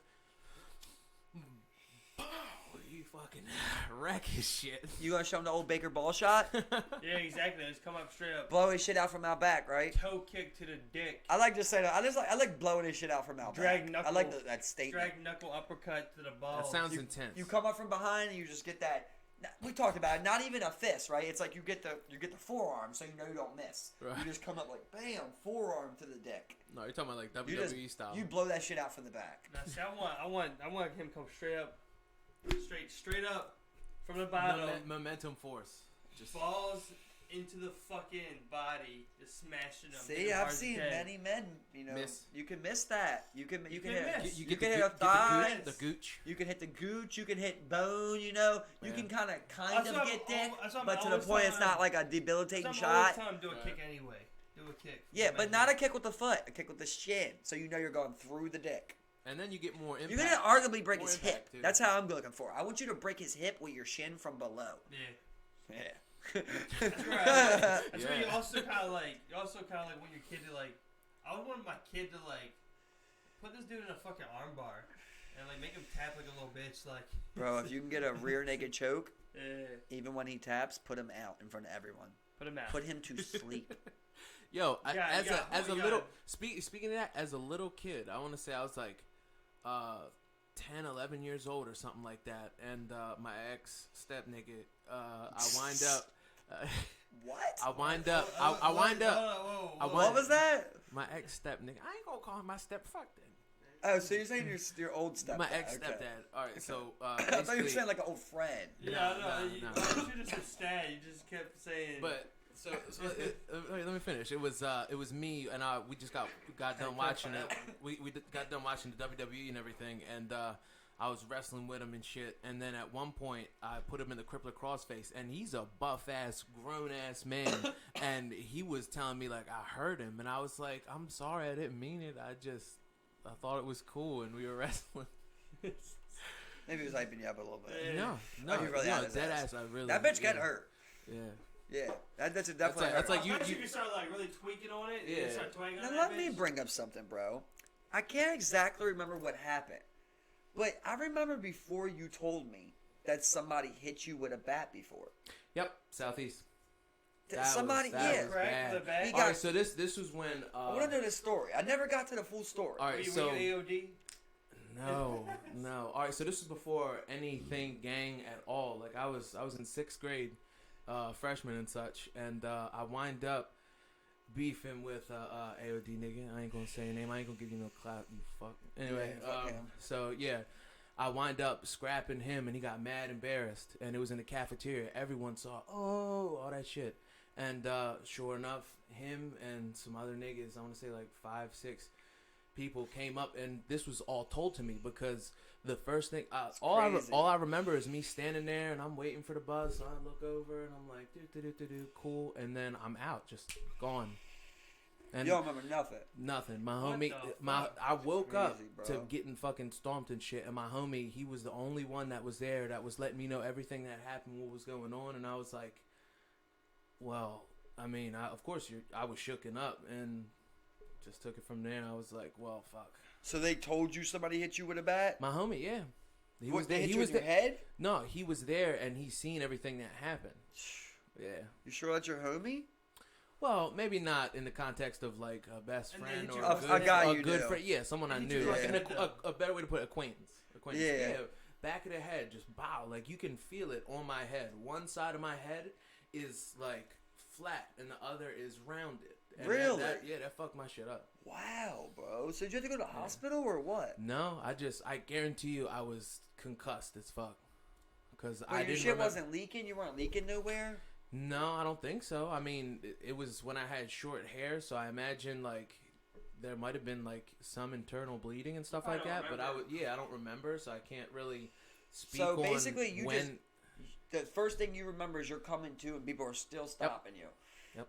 See, that's the worst thing, man. Somebody knocked out, and they're still hitting them. Yeah. That's some bitch ass. And they banked you. But mind you bang someone from the back. You got 5 people. That's usually when you're just like, bitch. Like you call someone. You know, at least face me up. Like, come on, that's what I'm saying. Have the balls. Circle you or something. Don't hit somebody from the back. Like at that point, they either A, did not want no smoke, or B, they just were pussy, and they were like, okay, so let's just, you know what I'm saying? Revenge. Let's just get this nigga. Revenge, simple as that, man. They just want to hurt you, like he got hurt. You wanted to kill that boy, didn't you? I see. Now at that point, I wasn't affiliated with nobody, and especially in Southeast, it was like Southeast and Patterson. Even it's like if you're with a group of people, then you're with that group of people. But then if you're with 3-4 heads, that don't really mean anything if the opposition is 10, 15 heads. Yeah. You know what I mean? Tell me, Rique, when did you find protection within a gang? Well, you know what? Me being naive and young, and what was told to me, it sounded good. And obviously, when anybody approaches you, they see potential in you. They see something that is of benefit. And I guess whatever they saw is something that was going to be of benefit, obviously, to, you know. So it kind of stroked your ego. Well, not really my ego, but more along the lines of camaraderie. Like, okay, we seen what happened to you, and we ain't gonna let that happen. We're a family. What was your set? You know, no, I ain't giving no clout to Knights and. Good idea, bro. Yeah, for sure. I wouldn't either. Fuck them. Sponsor me or pay me, and then I'll shout you out. Because I mean, fuck that. No, even then, no. My integrity is worth more than that. So after that, you basically like, let me link up with some bigger numbers of people. No, after that, I was still going it solo, but then when that opportunity arose, and then a multitude of people wind up like coming up to me and telling me it wasn't just one person, it was like a group effort, and it just, you know, sprung from there, and I was like, okay, so this that was a big thing at that time, man. You know, we all got 5 offers. You know what I mean? Everybody was no one ever gave me a gang offer. No one ever gave you a gang offer, bro. Wasn't the gang type. I was I'm surprised they give you a gang offer. They would pretty much let anyone in there though. Like that gang became like, it kind of just got ridiculous, you know. Where like you're letting like anybody in there. The beatdowns were kind of weak, to be honest with you. I was also never in a position where I was like, I was never going to join. You know, I knew people who joined. Right. I've had, you know, some of my family join. I knew people who were joining left and right. You know, I always knew I was never going to join for one. You know, because I was never cool with any of these people. You know, exactly. Like you knew them, but you and I remember like, literally telling them so many times. Like I'm like, no. But I could definitely see why you said yeah, because literally all my friends were in it. You know, and I'm just they try to make it. They try to make it sound good because they already did it. Yeah, you know what I mean. They're already in it, so they don't want to make it sound like they made a mistake. Like the people who were in it, I'm not even sure what they did most of the time. Like it was just like, okay, now we're a part of it. We really didn't do much unless it was like fight the other rival gang. You know, see, that's only a small part of it. I'm the wrong guy for that. You know, that's all I want to say. I was always the wrong guy because I got questions. You know what I mean? Well, not like us. I'm like, they're like, first of all, just you started off bad when you told me someone's gonna beat me up. Like, someone's gonna beat you up and you're gonna be in a gang. Well, I'm not in a gang right now. I'm not getting beat up. So I'm gonna stay right here. You know what I mean? That's like. And already you fucked up. Yeah, exactly. Yeah. And then you go on to like, I remember him, like, you know the brothers. Everybody knows the brothers that were in it. You know. Well, they were all trying to get me in along with Rick and shit. You know, and I remember they telling me it's like, yeah, they're gonna front you something. You know? Yeah, that's why I said. That's why I said. You're gonna pay him. You're basically your gang taxes. Yeah. You know, to your lieutenant. That's why I said like now y'all getting real dumb. Fight y'all is only a small get beat part. up and start paying somebody. It ain't happening. Well, I'm not getting robbed or beat up yet, I'm good. Why would I voluntarily do this? But then again, y'all gotta figure like since we all come from little and then even little to nothing, they're like, oh, okay, that's so what I was about to say, so right? we're there for you. Maybe and we're there OG. with you, and we're not only gonna be like, oh, okay, well, come with us when we have to fight other gangs. No, they're gonna be like, okay, so you need you some money. Let me throw something your way, and you could make whatever you can from it. And then from there, you give me X amount, and then you'll have for yourself whatever. When you got the older OG that comes in, that's a different kind of thing. You know, for me, all the people that were telling me to come in, I'm like, I can beat you up. You know what I mean? Like when I remember they're all trying, I'm like, I can beat all of you up. Right. So it's like it doesn't. I'm just like, how are they let you in? You know what I mean? Like you seem like you shouldn't even be allowed in. I'm looking at like a 5'2" guy. Talking about the brothers. Yeah, and I'm looking at a 5'2" guy that weighs 100 pounds. I'm like, what? You're rocking? Like, come on, bro. That's why you want him for like a little, runner or some shit, Like you remember, I remember literally I got into a big ass fight out front. They looked at him and they're just like, get out of here. Remember like just let him go. The old Greek tale about the marathon runner that ran like 26 miles to deliver the message? That was that kid. He was gonna run and deliver the messages for everybody. Just run constantly from like Joseph Lee all the way over to Armstead Gardens. Taking 895 just like look. I think you got it confused. I think he's more of the guy that like, hey, come with me every time I go to do something bad, and you just stay there. And when something goes bad, you take the charge. Yeah. That's more of that kind of guy, right? And he's like, oh, you don't take charge? Okay, you're not in the gang then. The weasel. Yeah, the weasel. There you go, the weasel. Yeah. Pretty much just hey, take this gun charge for me. Pretty much just like okay. Pretty much just like the bitch dude to do whatever you want, like tell him to do. Where it's like. Okay, I'll take the gun charge, guys. Yeah. Like you do.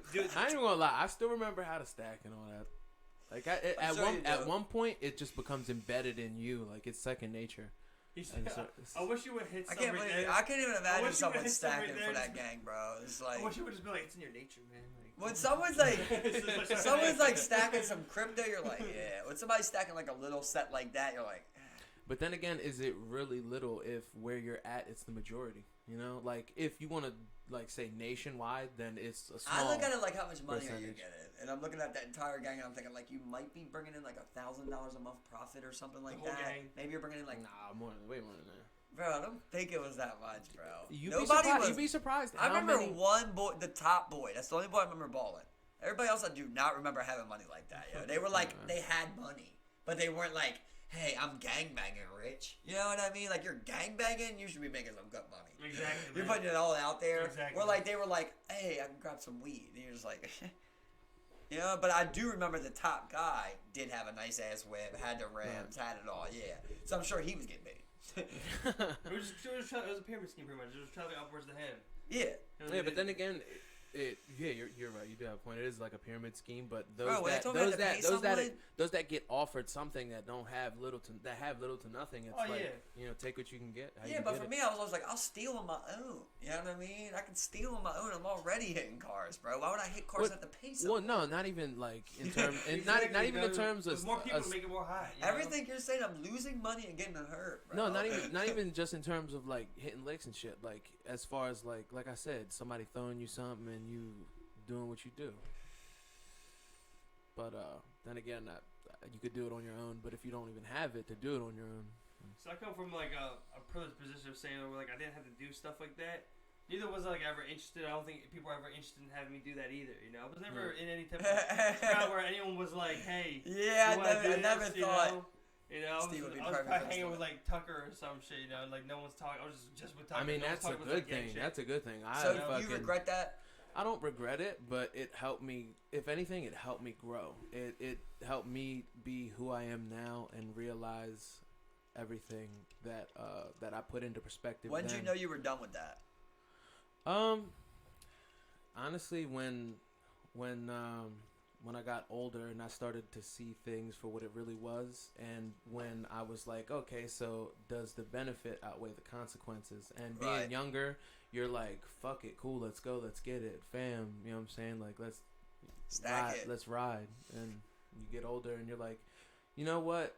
Is this something that's gonna last? Is this something that's like a life worth living? And I don't regret it, but like I said, it teaches you a lot about yourself, and then even more about the world and what to do and what not to do. Good way to put it, bro. That's definitely a good way to put it. Yeah, look who's still around, who's not really, you know. Yeah, like I'm thankful to say I'm still anymore. here. That thing doesn't exist anymore. That gang doesn't exist anymore. Yeah, not even thing. That's what's good about having a head on your shoulders. You know, you can think a little ahead. Like you said it the perfect way. Does the risk worth the reward at this point? And you're just like, don't look like it. Or if it is right now, it ain't gonna be in 6 5 months. years from now. 5 years, yeah, right? A year from now, or 6 months. I mean, it came and went pretty fast. Yeah, no, I would say it was around for pretty long. 2 years tops. I mean, I want to say like it was in Bro, like big. Yeah, it was in it maintained. I want to say like 7th and like 10. I want to say once we left middle school, kind of was like. Yeah, it's kind of was like even like 8th grade. It was kind of like. I mean, at that area, around that area, definitely the torch probably wasn't passed. I just thought it didn't go past 10th grade.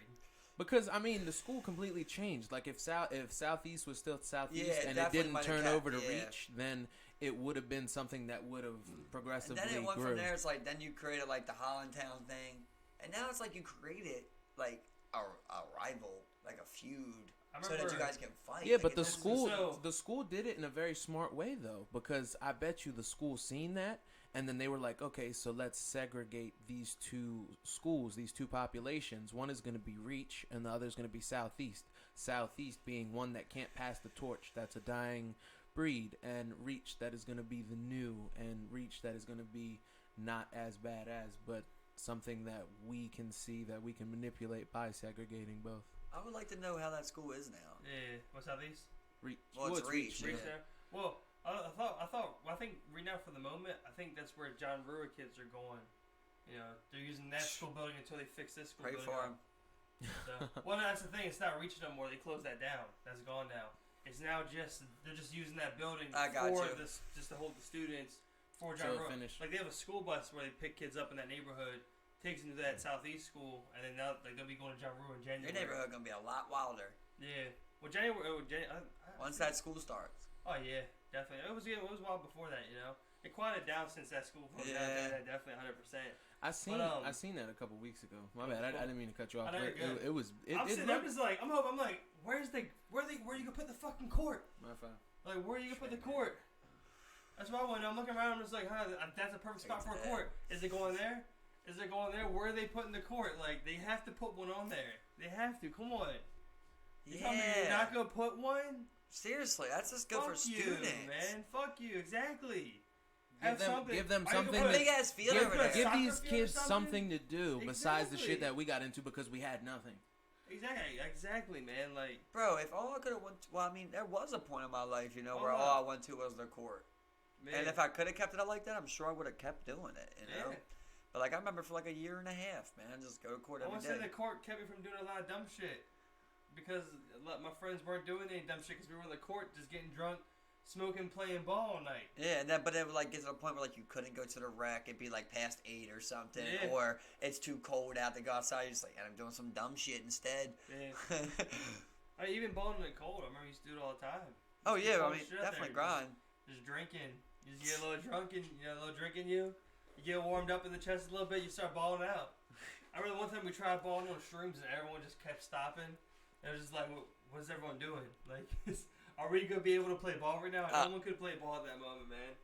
Everyone was just shroomed the fuck out. I remember going off. That's the thing. Like, I think I had it tripped up. Like, I remember, like, I want to say, like, it was like 2 people just like ran through everybody, just like went to the bucket because no one was doing anything. It was just like, what are y'all doing? Are y'all playing ball or are you not playing ball? Like, I remember like running around like we were like going to like, cause I was on the team that had the ball to begin with, and I was going around like the left wing. And I remember someone just drove it down the middle, and then we checked up, and someone did it again. It was just like, what is anybody doing? Like that was the time we had a bunch of people. Yeah, I remember exactly, talking about It's like 4v4 type of shit. You know? That's funny because I have another time when you weren't at this one, but we were up at Eastwood one. Yeah. I don't know if I should be saying names, but we had you know what I mean. But we thinking about it. But we had a guy up there. You know this guy, this common goofball, you know, and he's up there.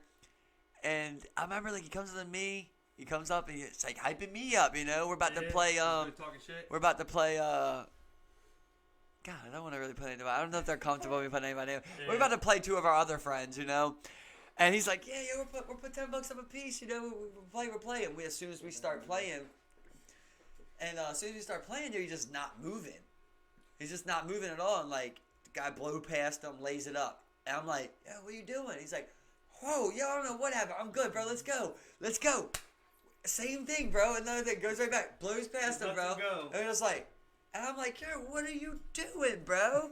And he's like, I don't know what's going on, bro. Let's go. And he goes to D up again. Yo, I swear to God, 3 times in a row. 3 times nothing. Let him go right past him. I'm just like, grab him by his shoulders. I'm just like, yo, what are you doing, bro? I had to play by myself. I ended up losing, you know. But $10 because of him. Just like, I just remember he couldn't move, yo. He straight up could not move. That's frozen. For me, I always loved it. I've never felt that, you know. It's just like I'll just figure whatever. I remember like when I slowly started figuring out how to play ball because I kept playing more and more. You know, it was just like I would just run around, just like figuring out slowly. You know, just always just moving, doing something. You know. I don't know, man. That's just like, was it drunk or something? No, that's what I'm saying. It's the shroomies, bro. Oh, shroomies. Yeah. I got you, yeah. I mean, I can see that happening. Yeah, it's just frozen. Yeah. Because, I mean, like, for me, like, it would have taken me, like, two or three plays to, like, get a feel of, like, what I'm doing with my body. You know what I'm saying? Like, it does feel weird. I do get that. I just love how the wind feels. Like, the wind feels different on you, don't it? That's why I want to do it during the day, because I want to feel the sun on me. Yeah, like I'm about to do some photosynthesis. I remember like when we were out yesterday when we were playing, like when the wind stopped and you could just feel the sun for a moment. It felt so good. You're just like, just feeling that warmth a little bit. I just wish though, like it would have just poured down rain, bro. I would have loved to just been in like one of those games. That would have been cool, man. I love a good nasty weather. I hate it. You remember like we used to ball in the snow? Yeah. It's just a different kind of football, bro. Yeah, man. It's a different kind of football when you play in the snow. Like I said, I remember I took off my sweater. I remember I was playing with a short sleeve shirt in the snow. And I remember like at one point I'm like moving my arms back and forth like this as fast as I can, and literally I'm just going like, because my arm's so stiff. It's just so stiff from being so cold. It's like. I've never felt like something like that before in my life. That was wild. I just hate it, man. I'd be very surprised. I think all cold weather places are just gonna be like, no one living there, man. Just scarce in like 50 years, bro. I just don't understand. I couldn't picture like buying a home here, bro. I just can't. Like Alaska or some shit. Bro, even here though, the winters are just. They're hard. People do it though, man. Like people you hurt. People live. Don't you hurt? Not like even, doesn't the winter hurt, yo? Not even just the winter. It feels like the winter is 2 years. I feel like if you got no winter, man, your body's living easier. Yeah, but our summers, like since we're in Maryland and we're right next to the water, just humid. Like it just feels wet. Like you're not sweating, but it's just you're gonna get sweaty type of weather. I just hate it. I don't mind the cold, man. I can get by in the cold. Everything that I love to do can't be done when it's cold, you know? So it just sucks. It's like... You don't even want to walk your dog in the cold, bro. Yeah.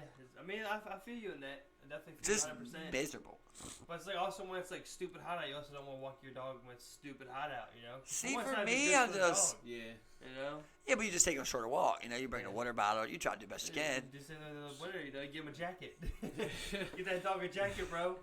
You know? Listen, what I'm saying is, right, shoes. you could be out, let's say it's 95 degrees. You could be out there. It could be super hot.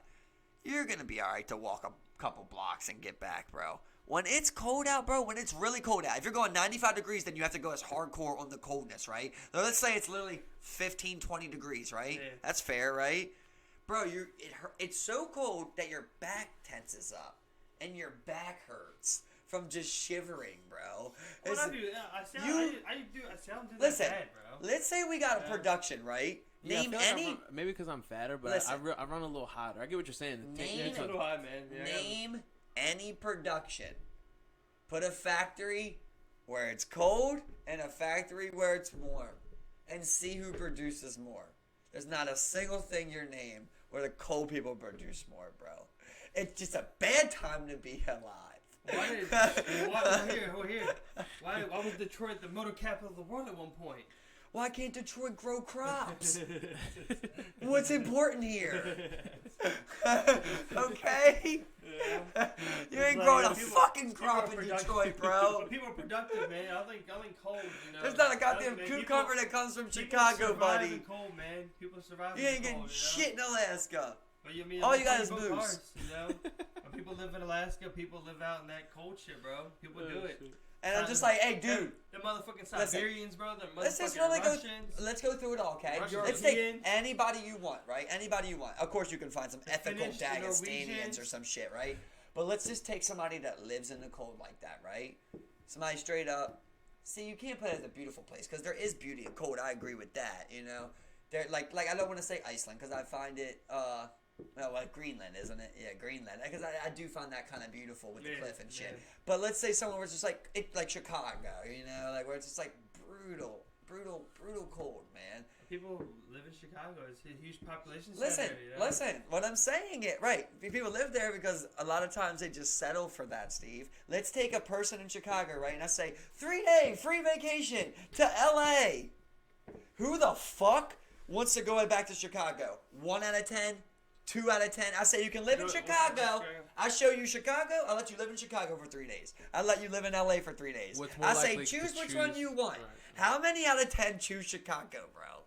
I feel you, bro. It's 1 or 2. It's 1 or 2, bro. Because it's brutal. I would say a more equal comparison would be like, would you rather live in LA or New York? You know, somewhere like it's real fucking cold and lots of fucking snow. Yeah, but I didn't want to say New York because it has that little bias around it. People are like, I want to live in New York. Times Square and shit. LA has a huge bias. Everyone wants to live in LA. That's why I think it's more Okay, I'll say comparable. anyway. Say Oakland. Say San Fran. San Francisco. City, you know? San Francisco and Chicago. I would say Chicago's comparable. Neither San Francisco. People want to live in San Francisco too. People like California itself. Not many people not many people like Chicago, you know. Austin, Texas. You know? Austin, Texas or Chicago. Choose up. I guarantee you motherfuckers still go Austin, Texas, bro. No. You're crazy. Yo, Austin's lit, bro. Chicago. Yo, Austin is lit, bro.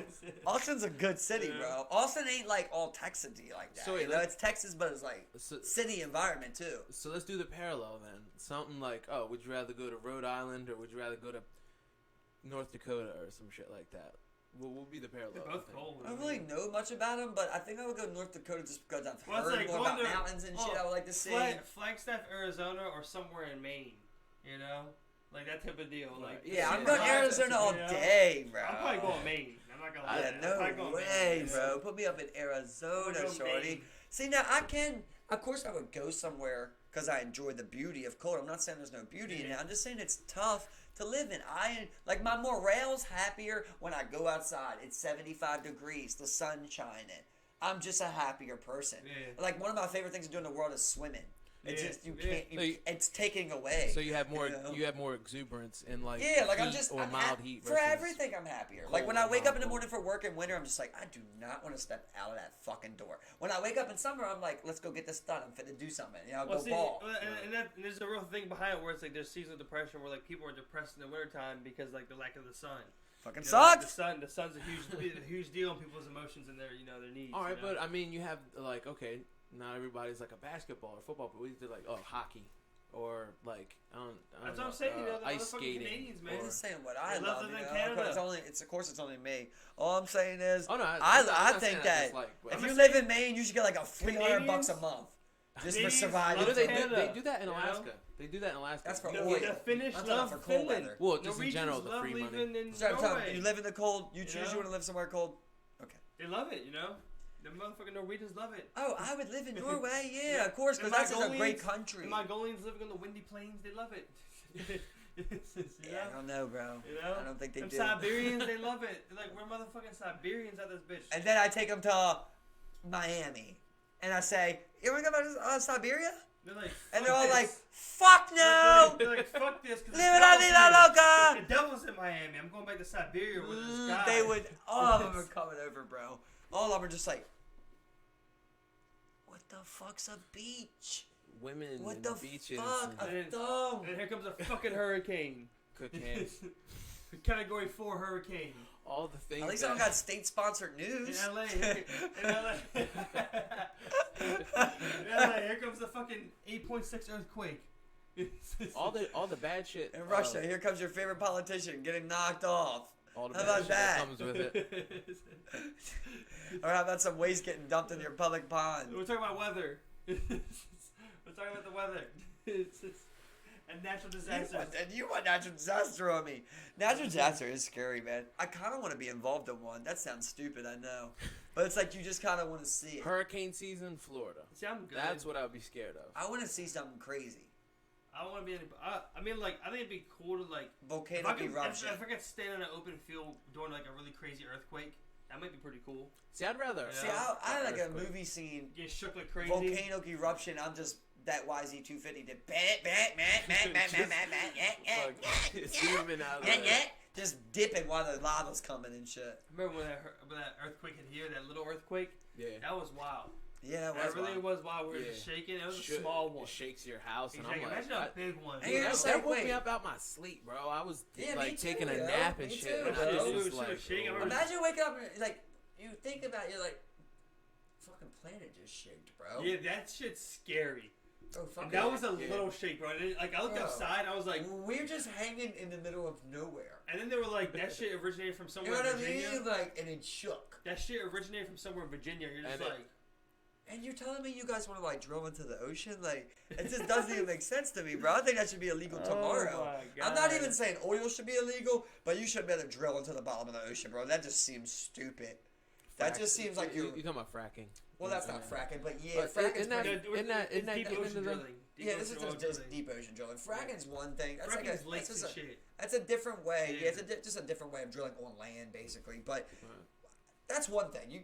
People are gonna get their oil. All I'm saying is you should not be going out to the middle of the ocean, building a fucking device to drill into the ground, 500 feet or some shit. You know, like. Are you guys fucking insane? You know what I mean? Some guy was like, "There's a lot of oil." This just sounds like a fucked up idea. It's like, you know, that's all what I'm saying. Hey, you need that much? Like the guy who pitched that idea. You know what would be great? Just go into the ocean and just drill where mass amounts of oil are. And then just going through that much water to start drilling is crazy. Like, what do you go through 300 feet of water or some shit? Well, you make a stable platform in the middle of the ocean. Like that's what you're doing. You're in the middle of the goddamn and you're sucking a liquid out of the ground. And it fucking like the Gulf of Mexico, the shit fucks up, and then thousands of gallons or hundreds of thousands of gallons are just in the ocean. I hate destroying about that, plants, wildlife. That's aquatic life. I mean, I hate thinking about that. That was the worst thing I've probably ever seen in my life. Yeah. Probably worst thing. Well, but like we it's fine because like we do crazy shit with oil. Like we have those long pipelines like we build over miles and miles of land to transport it from one source directly via pipeline to the refinery in the south. Like, but once again, you're like, you gotta do something. But with the shit like in the ocean, bro, like it's just so stupid, bro. If something goes wrong, you're fucked. Like we seen with the BP thing. Like, you know what pissed me off? No one went to jail for that. You know that? This is a fine. That's the crazy thing to me. You should be in jail. You know the story about that, right? If you guys ever know, but I had to do research on that one. That specific one, it's a long time ago. I'm trying to remember correctly, right? Okay. I'm trying to put the right name on it, but I got the right story, okay? But that specific drilling spot, Shell, I believe it was, Shell gas station was at, to look at, to decide if they were going to drill or not. Right.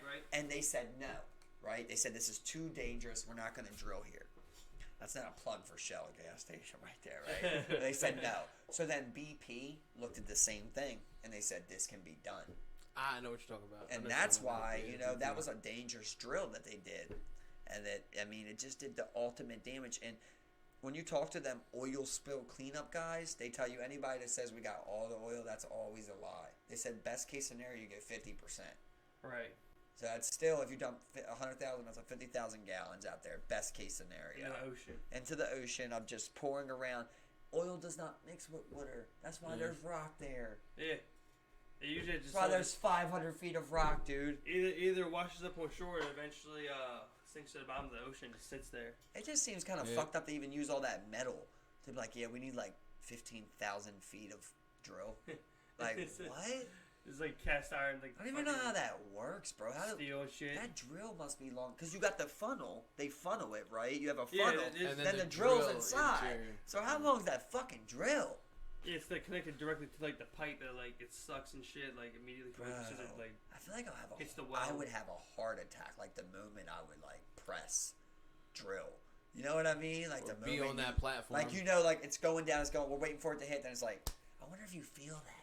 Like you know what I mean? Like when it's going down, like okay, we formed the tunnel, now we're putting the drill down, and you just kind of feel it a little bit. Yeah. And then you're like, okay, start drilling. And then you start swaying or something. Yeah, you like maybe just the sound, or something, bro. It's like, imagine being a fish down there. You're just like, what the fuck? Like you see just coming down as soon as it touches the ocean floor. I just picture like you see one thing, you're just like, what the fuck are they doing now? And then you see another one. And it's like they're never getting all the way down. You just keep going down, right? You go down another 50 meters, like they'll never get down here. And they just going. I was saying it's just so weird to like your first day of work, you're like of that oil platform going on board.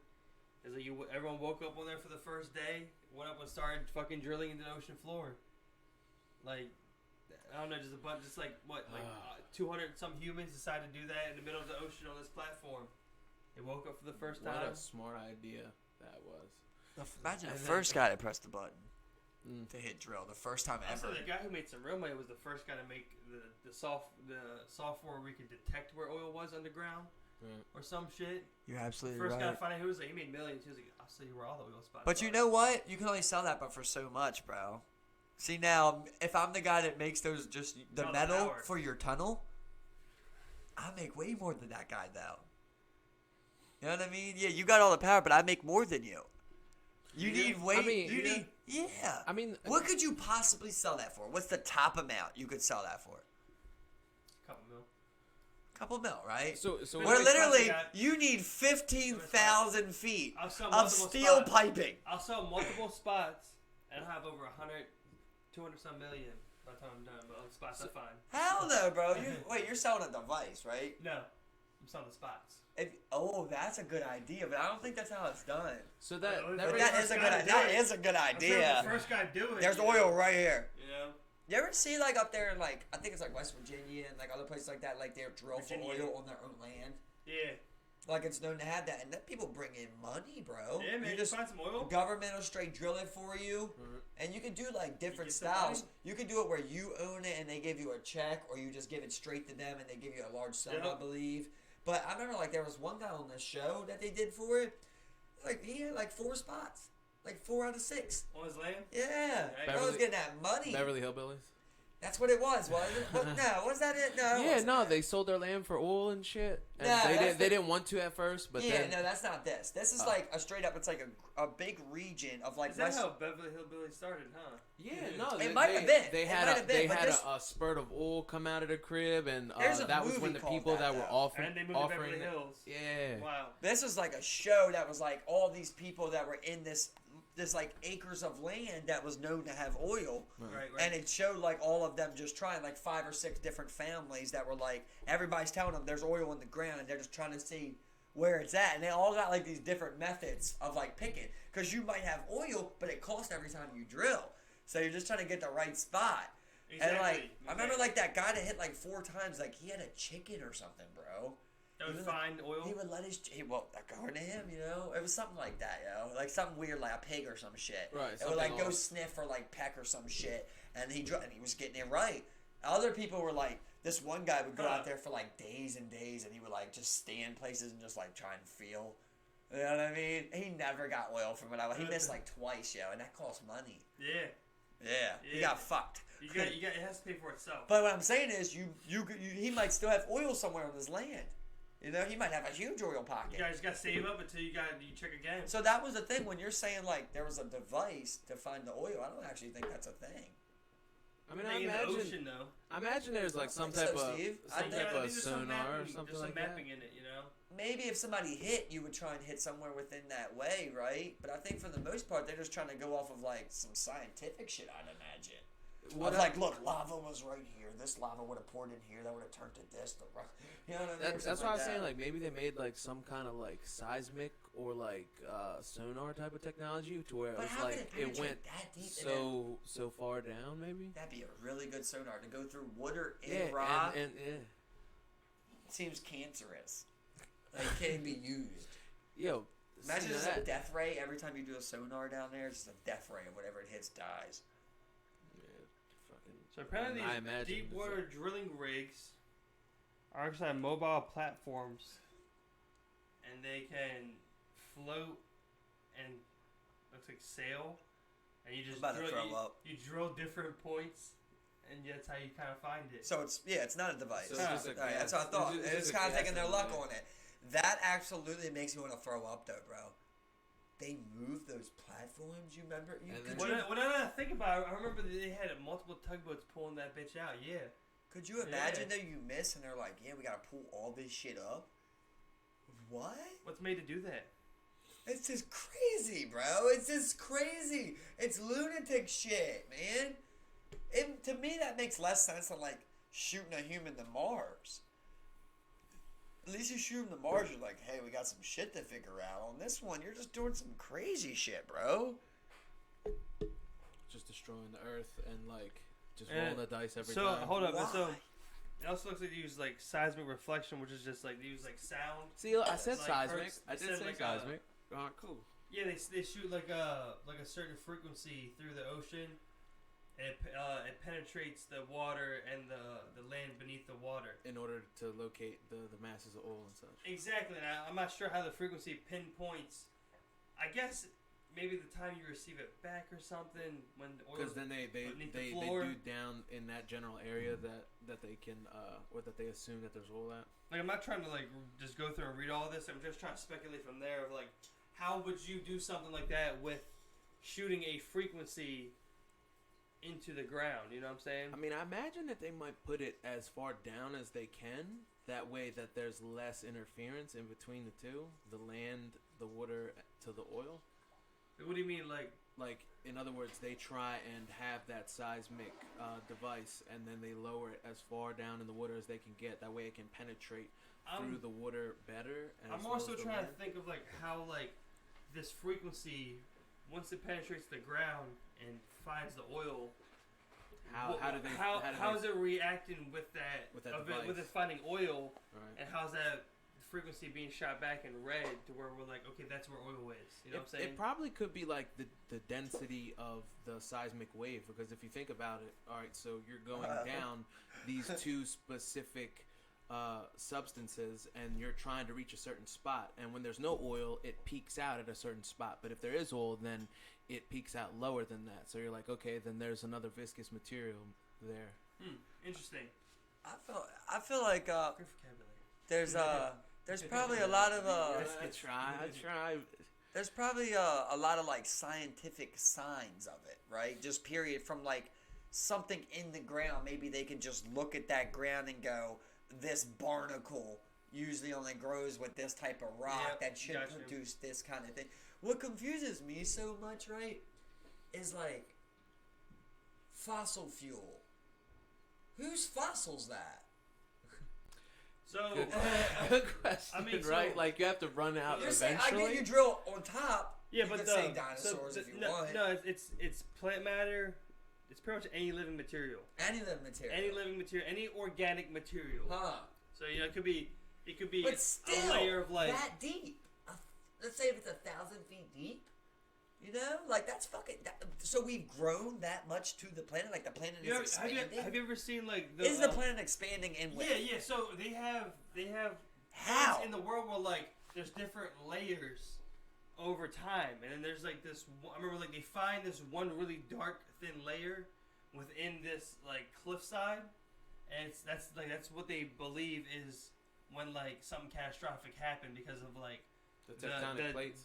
The dark layer that like was like in there. It's like ash and shit. The weird thing is that like it's so weird to say, like we don't know shit, but we think we know. Right. But then we do scientifically know, so you want to say we know. Yeah. You know, you kind of seem dumb. But in the middle we have a core. We have a hot core. Mm-hmm. Like I don't know of that being in any other planet. Well, any solid planet has that core. Yeah, a core just similar to us. Yeah. Maybe that's part. So of, what do you? So you think Mars has a core? That's part of Mars habitable has planet. a core. Of molten lava. Yes. Huh. So All then solid planets think have about that. Turning within it. Well, let's get down to the Scientists the say levels that, of this. Scientists say that we could terraform Mars if we wanted to. It Let's just just will say cost way too right, much but money. this is It something has I've an never. active volcano. This is just something I never thought of before, right? Where it's like picture there's no layers of Earth, right? There would just be this ball of lava, right? There would be like just these balls of lava throughout the universe, but there would be no gravity. But so let's just say you picked it apart. What I'm trying to say is like when this thing was created, how did it start with a ball of lava in the middle? Why is it? So- why is it that's what's in the So, middle? And everything so on this is top what they of it? say is what happened. Like, Well, I can understand the explosion would create maybe fire of some sort, right? But how did it just, bam, now I'm done. Now I create rock. Like I'm dumb, but And then So water's as- you know on what top I'm of saying? it. As the- Yeah. How did it start layering? as the universe cooled down, from what I understand, and became more stable, these elements were able to then mix in this free-forming space, and you had some form in galaxies where it's like full of gases, and you have some full in like planets, where a bunch of solid matter stuck together around these orbiting stars, like the whole Oh, thing. so just in a galaxy. Yeah, so like the only places that planets are made are if they are orbiting stars. That's the only way planets are formed. Yeah.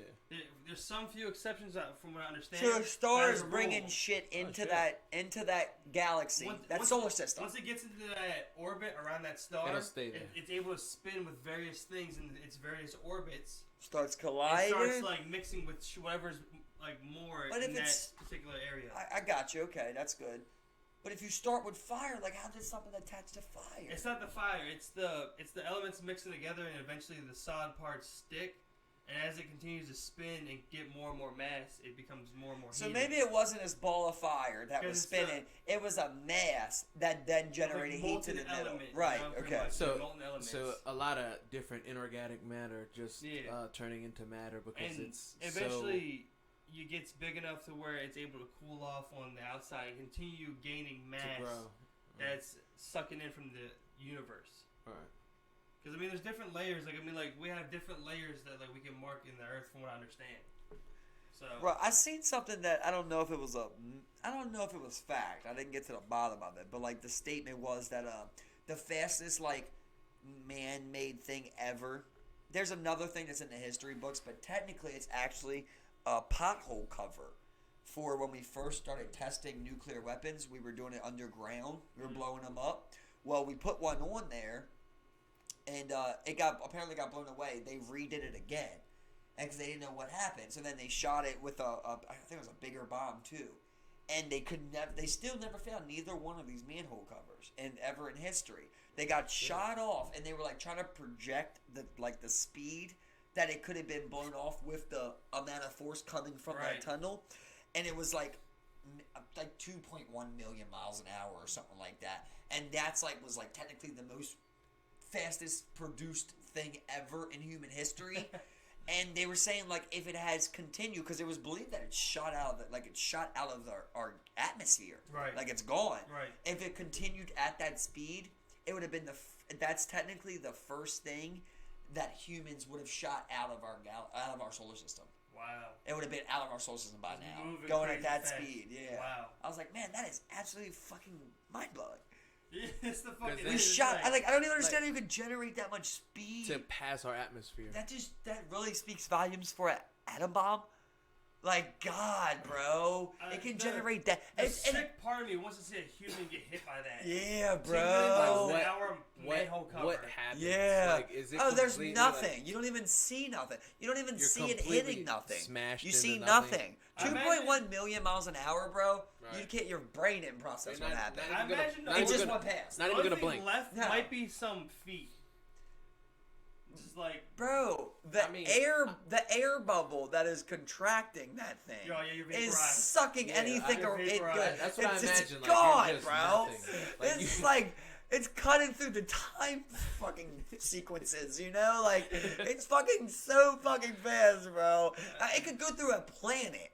You know, like it might have that much power. It could go through. Imagine if it just shot through. Imagine if something came so fast to Earth it just shot through us. It probably would have like the cleanest hole ever, bro.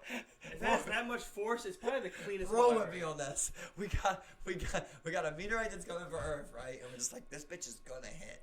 We go behind it. Instead of fighting it, we just speed it up to a crazy amount where it just puts one hole through us. You know? And we're healed from this one hole. Yeah. I think the world's like breaking apart at that point. I don't know, man. What do you think happens? I think the world just crumbles. But I imagine it just smash it because the force coming to our planet, it'll just make it indent and then just fuck everything. The thing is, we got 1,000 atom bombs at least. So we could start blasting this thing, you know? It might not work, but it is something. Like, if everybody shot their atom bombs at once. Oh, everything I think you'd fuck up the weather, but, like, I don't think you'd kill I don't think the Earth would be, like, still in one piece. I mean, in 100 years... You shoot out of the atmosphere. Atom bombs go out of the atmosphere. And shoot them in the atmosphere? Yeah, but I mean, the planet would not, like, fall apart or anything, you know? What do you mean? It literally takes... It literally takes 100 years if they blow up in space? I don't know how that works. Space. I thought you meant on land. You think it'd be fine? I mean, like, everyone's dead. The weather's gonna be drastically changed forever, but like. But the planet's fine. The planet's gonna that's what I think too. I mean, shit. It depends on what it is, because if it's like a hydrogen bomb or some shit, the only thing taking us out would be like some type of crazy meteorite or asteroid, like crazy shit. You think so? Yeah, where it's gonna like really blow the planet apart. You think that's the only thing that could take us out? Is that what you're saying? I'm saying that could blow the planet apart. Blow the planet out, yeah. Yeah, blow the planet apart. Remember we tried to talk about before, like how would you kill the planet? Yeah, there's just meteorite. You really can't. Yeah. I mean, you really can't. In a way, no matter what, you could not kill the planet, because even if something that was bigger than the planet hit the planet and it broke it into pieces, it still would be huge chunks of planet. You get what I'm saying? Like, what would it take for something to? What would it take for something to the planet? Like completely decimate us? Yeah. Yeah. Oh. Like, you couldn't even do it. If you shot every atom we had, atom bomb, all the way up, come back down, bam, the planet's fine. That's what I'm saying. The planet's we're all dead. Like, the planet's been through some crazy shit. And that's why the moon exists, because we got hit with something huge, and it broke off a huge chunk of the planet, and the moon formed around our planet. Yeah. I just imagine how sick, like, technology is going to get. Like, I like to picture, like... 100 years from now? A little bit farther of what I'm thinking.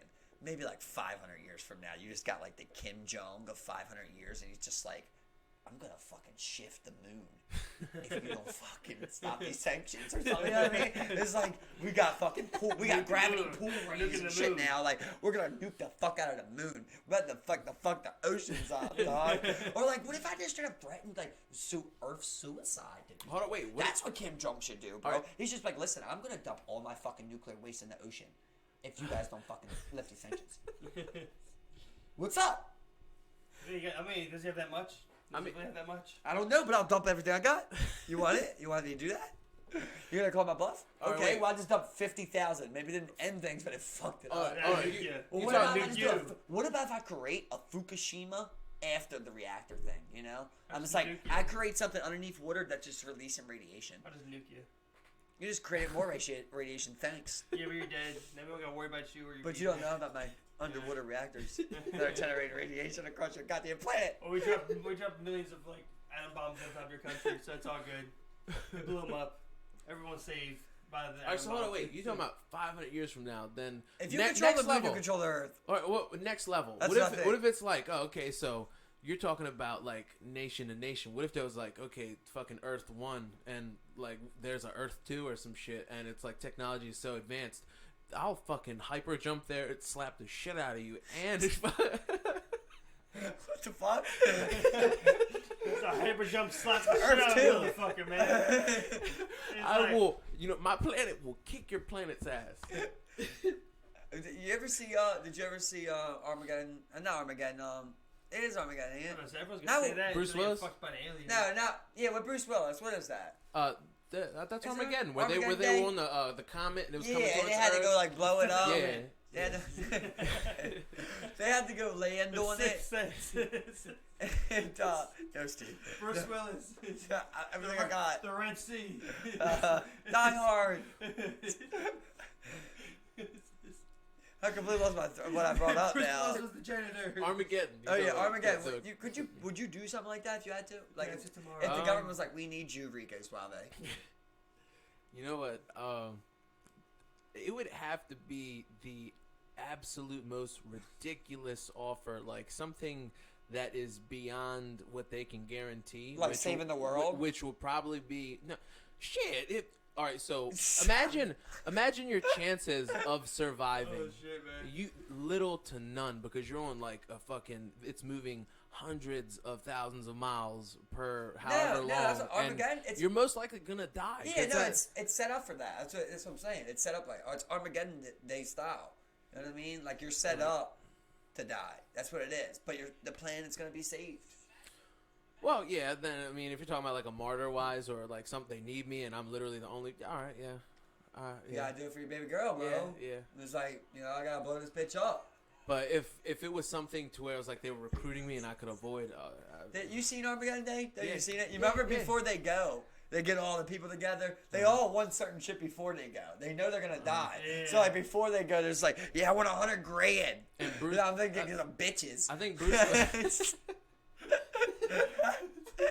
This is crazy. It's just so funny. I'm about to go to blow up a fucking asteroid. I want $100,000 to go get some bitches. Exactly. It's like cocaine, hookers. Let's go. I think I could get some bitches if you just put me in the right environment. I'm just trying to be in the right spot. I'm just like, bro, I straight up want a fucking penthouse in Las Vegas, top shelf for this week. Yeah, you're dead no matter what. For a week? Yeah, like, you know what I mean? Like, I'm gonna ask for something like that. I'm saying the girls will come if you want them, I'm not gonna sit here and say I need $100,000 so I can go to a strip club and get some whore to fuck me. You know what I mean? Like, I want to go put myself somewhere. Like, I want to go to Dubai, be on an islands, for a week or something like that. Party up or some shit. Go somewhere good. Yeah. We'll see how it goes from there. But hey, and they're not gonna fuck when you get in Dubai because you're the guy that's about to go save the world. Exactly. So wherever you go, you got a free pass. Like the government's probably gonna throw some pussy at you. You know what I mean? It's like, I know that you're staying here. You're going to shit. That's so the fucking savior of the earth right now. Yeah. Like you just want service that man. Yeah.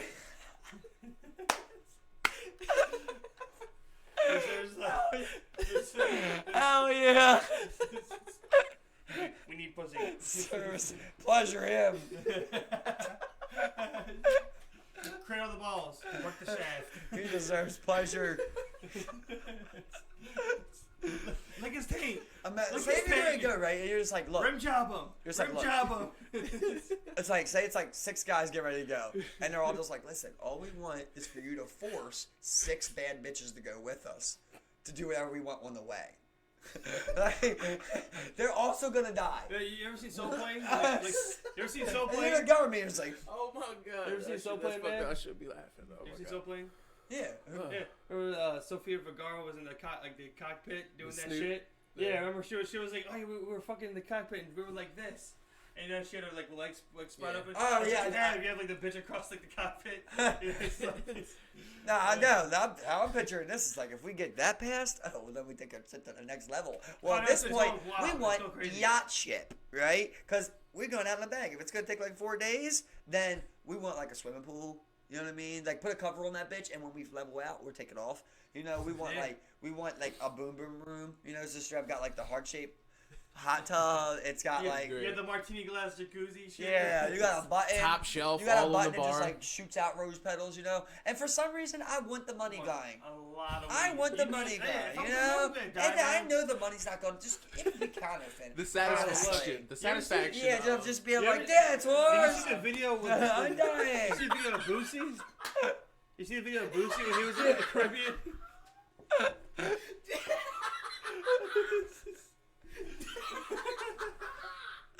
Oh my god.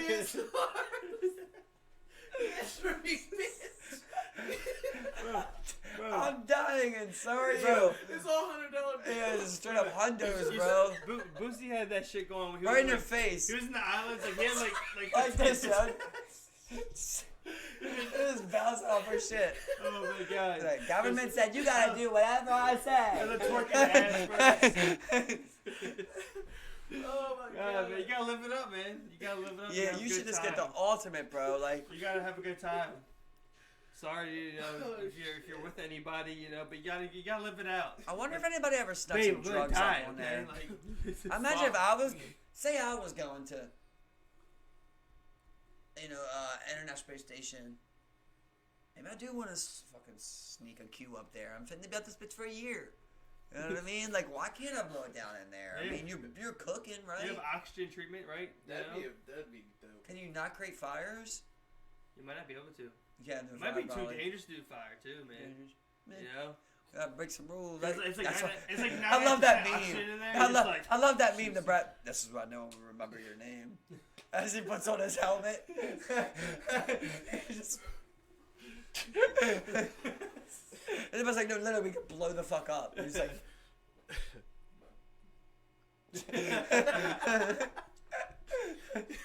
I mean, Sparks, blunt. Who's gonna arrest us? I really want to we in smoke space right now.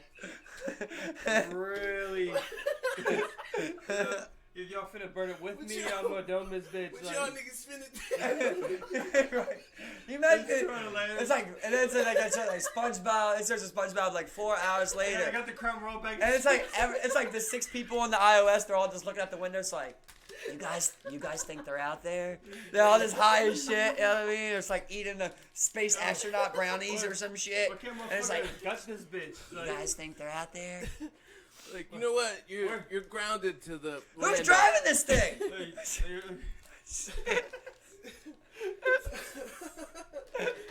The boats and hose moment. Who's at the wheel? Who's at the wheel? Who the fuck's driving this bitch? Where's steering this bitch, man? Like, oh my god. Oh shit, we're all in the circle. Who's whipping? I love how it's just whipping around, going fast as shit. Like we just put something up there to just go around fast as shit. You can take shrooms with you to space because they're playing. Yeah, that's definitely.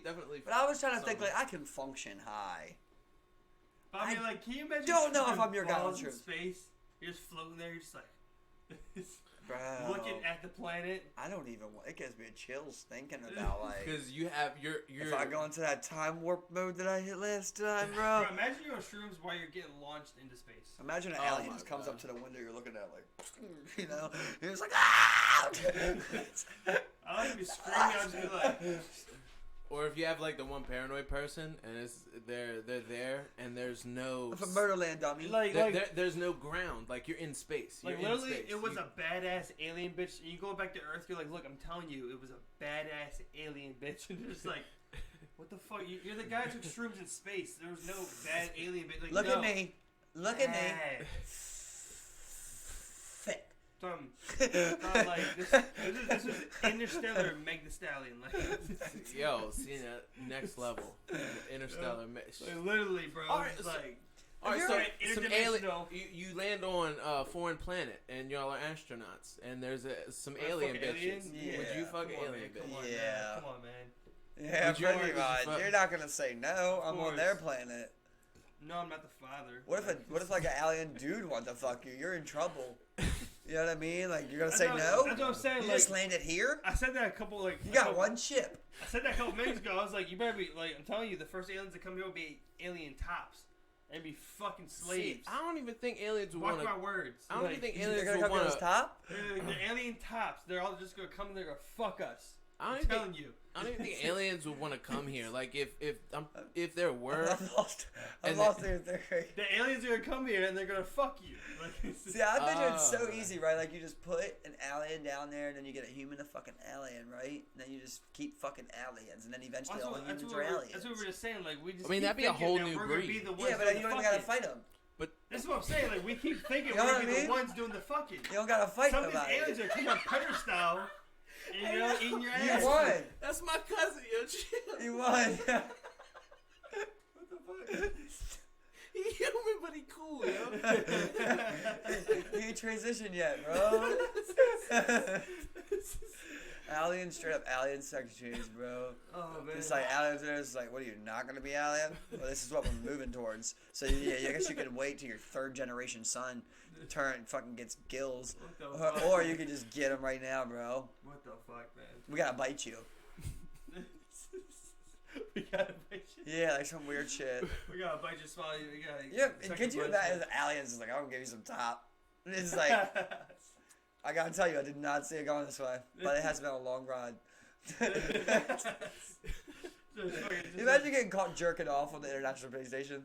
Like you can't go a year, right? You gotta jerk off once. Like, literally, like in their culture, like this is a sign of respect. Look, just, like, look, bro. Look, dog. You wake up and you just see like sperm floating. You know what I mean? There's like no gravity. You're just like, hold the fuck. Oh my god, man! And I just follow the trail and go back to space astronaut. God forbid it's like it's two niggas on there and then it gets on like someone's face or some shit. That's what I'm saying, man. Like the fucking oh my god, man. Like it's like it's gonna be like in our culture, this is a sign of respect. And he just sucks the shit out of your dick. I respect the fuck out of you, Captain. Just sucking the shit out of your dick. It's like all the culture they got here. You're the captain. You just sucking your dick. I tell you what. There's an alien. I don't know how smart This is how we say hello. I don't know a lot about these guys yet. But goddamn, can they give some top? I've gotten top 4 times. He really respects his like the high command. Oh shit! They're sucking everybody's dick. Imagine like that really was the first story though. Like, oh, we landed on an alien civilization, and then it just straight up comes out like they made them sex slaves. It's not taking long like, for someone to fuck or get fucked, man.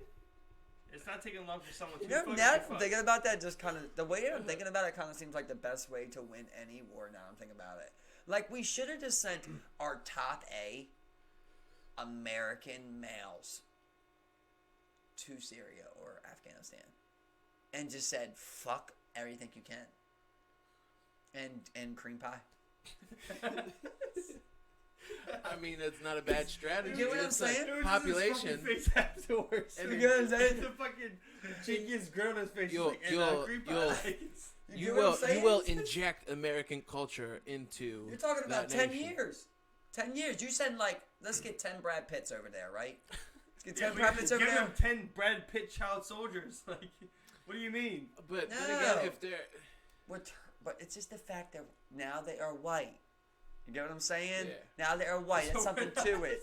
It's just about making as many as you can. So for a regime change, the semen change. Like yes, exactly. And then you would do any war. Oh my god. Any war. Hey, if you're Chinese, you're fighting a war. Do the same thing. And I'm not saying just whites. You'll have splinter. Cream pie the entire nation. You'll have splinter cells and in you'll that. Devise them. You'll have splinter cells in that nation everywhere. Because like that's the thing. You don't want to fight a war. You got to go in there and you got to like figure out a way like. If you're trying to fuck with like Saudi Arabia, like you want to put like your own spy over there that acts like a Saudi Arabian woman who like fights for women's rights, right, or something like that. Like you want to just disrupt things. You know? So have cream pies dropping everywhere. That's just one way we're targeting them. That's one way we're attacking that nation. See, here's the thing though. I didn't send my Brad Pitts for no reason, just to fuck your horse. I sent my Brad Pitts to get your politician wives, to get your politicians' daughters. You know what I mean? Like, we're trying to get into high realms. We want your princes to be fucking white women, and we want the women to be fucking white dudes. That's what you're trying to do here. This is not going to take long. This is not going to take long. You just gotta give them white women. Oh no, wait, no. We gotta airdrop white bitches. All right, so I'm just saying, you sent a thick ass pog over there to one of them princes. It's like we're American in this house. Oh my god! Bro. it's just like every day, like you got one mission every day. You gotta airdrop white bitches. We're flying in white bitches in your woods, bro, and they're coming to invade the city. You got fire coming down heavy on your squad. We need white bitches. See, I didn't want to go the woman way because then you're talking about one kid a year. But if you get a guy, you can talk about one kid a day. I mean, you also want a guy can have 100 but kids. The women are also gonna penetrate the rankings of the military since military is gonna be mostly men. So I mean, they could also drop white bitches. They could also put their country in bankruptcy because all the alimony and shit like that. Ever seen that one dude, Michael Che? You ever seen that? Oh no, they got alimony over there, dog. You ever seen that one dude, Michael Che? He was a comedian talking about how white women just allowed to drive. Shit, and how white women can get away with doing anything. Just walk up to dudes in a club and take your hat. This hat's mine now. That's definitely true, bro. Your Starbucks popping up in Afghanistan with these white bitches. It's over. I've had plenty of times where a white bitch just assumed that she could hit me. Yeah. You know, it's not even if you're trying to joke or not, you don't hit me. Oh, you know what I mean? I just don't like people touching me like that.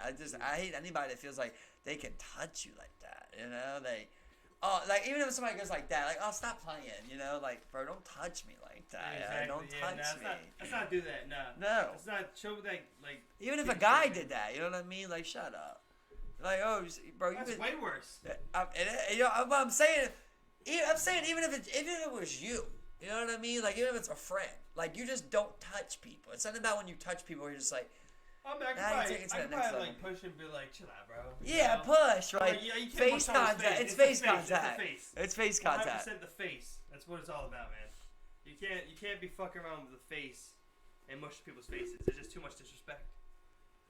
I feel like spit is next level disrespect. If you just hawk a loogie, for sure, bro, in someone's face, oh man, that's definitely. Next level in my face. Then they got a really fierce dick kick coming their way. I told you the one time about when I fought John Kanda, when I was so little, man. You spit on him? As soon as we went to go fight, I spit right in his face, and then he looked at me. He spit right in my face, and neither one of us did nothing. And we both were just like. It's we both just spit in each other's faces. It was more gay than anything. It was pretty gay. It was way more gay than anything. Right. There was so much sexual tension. It's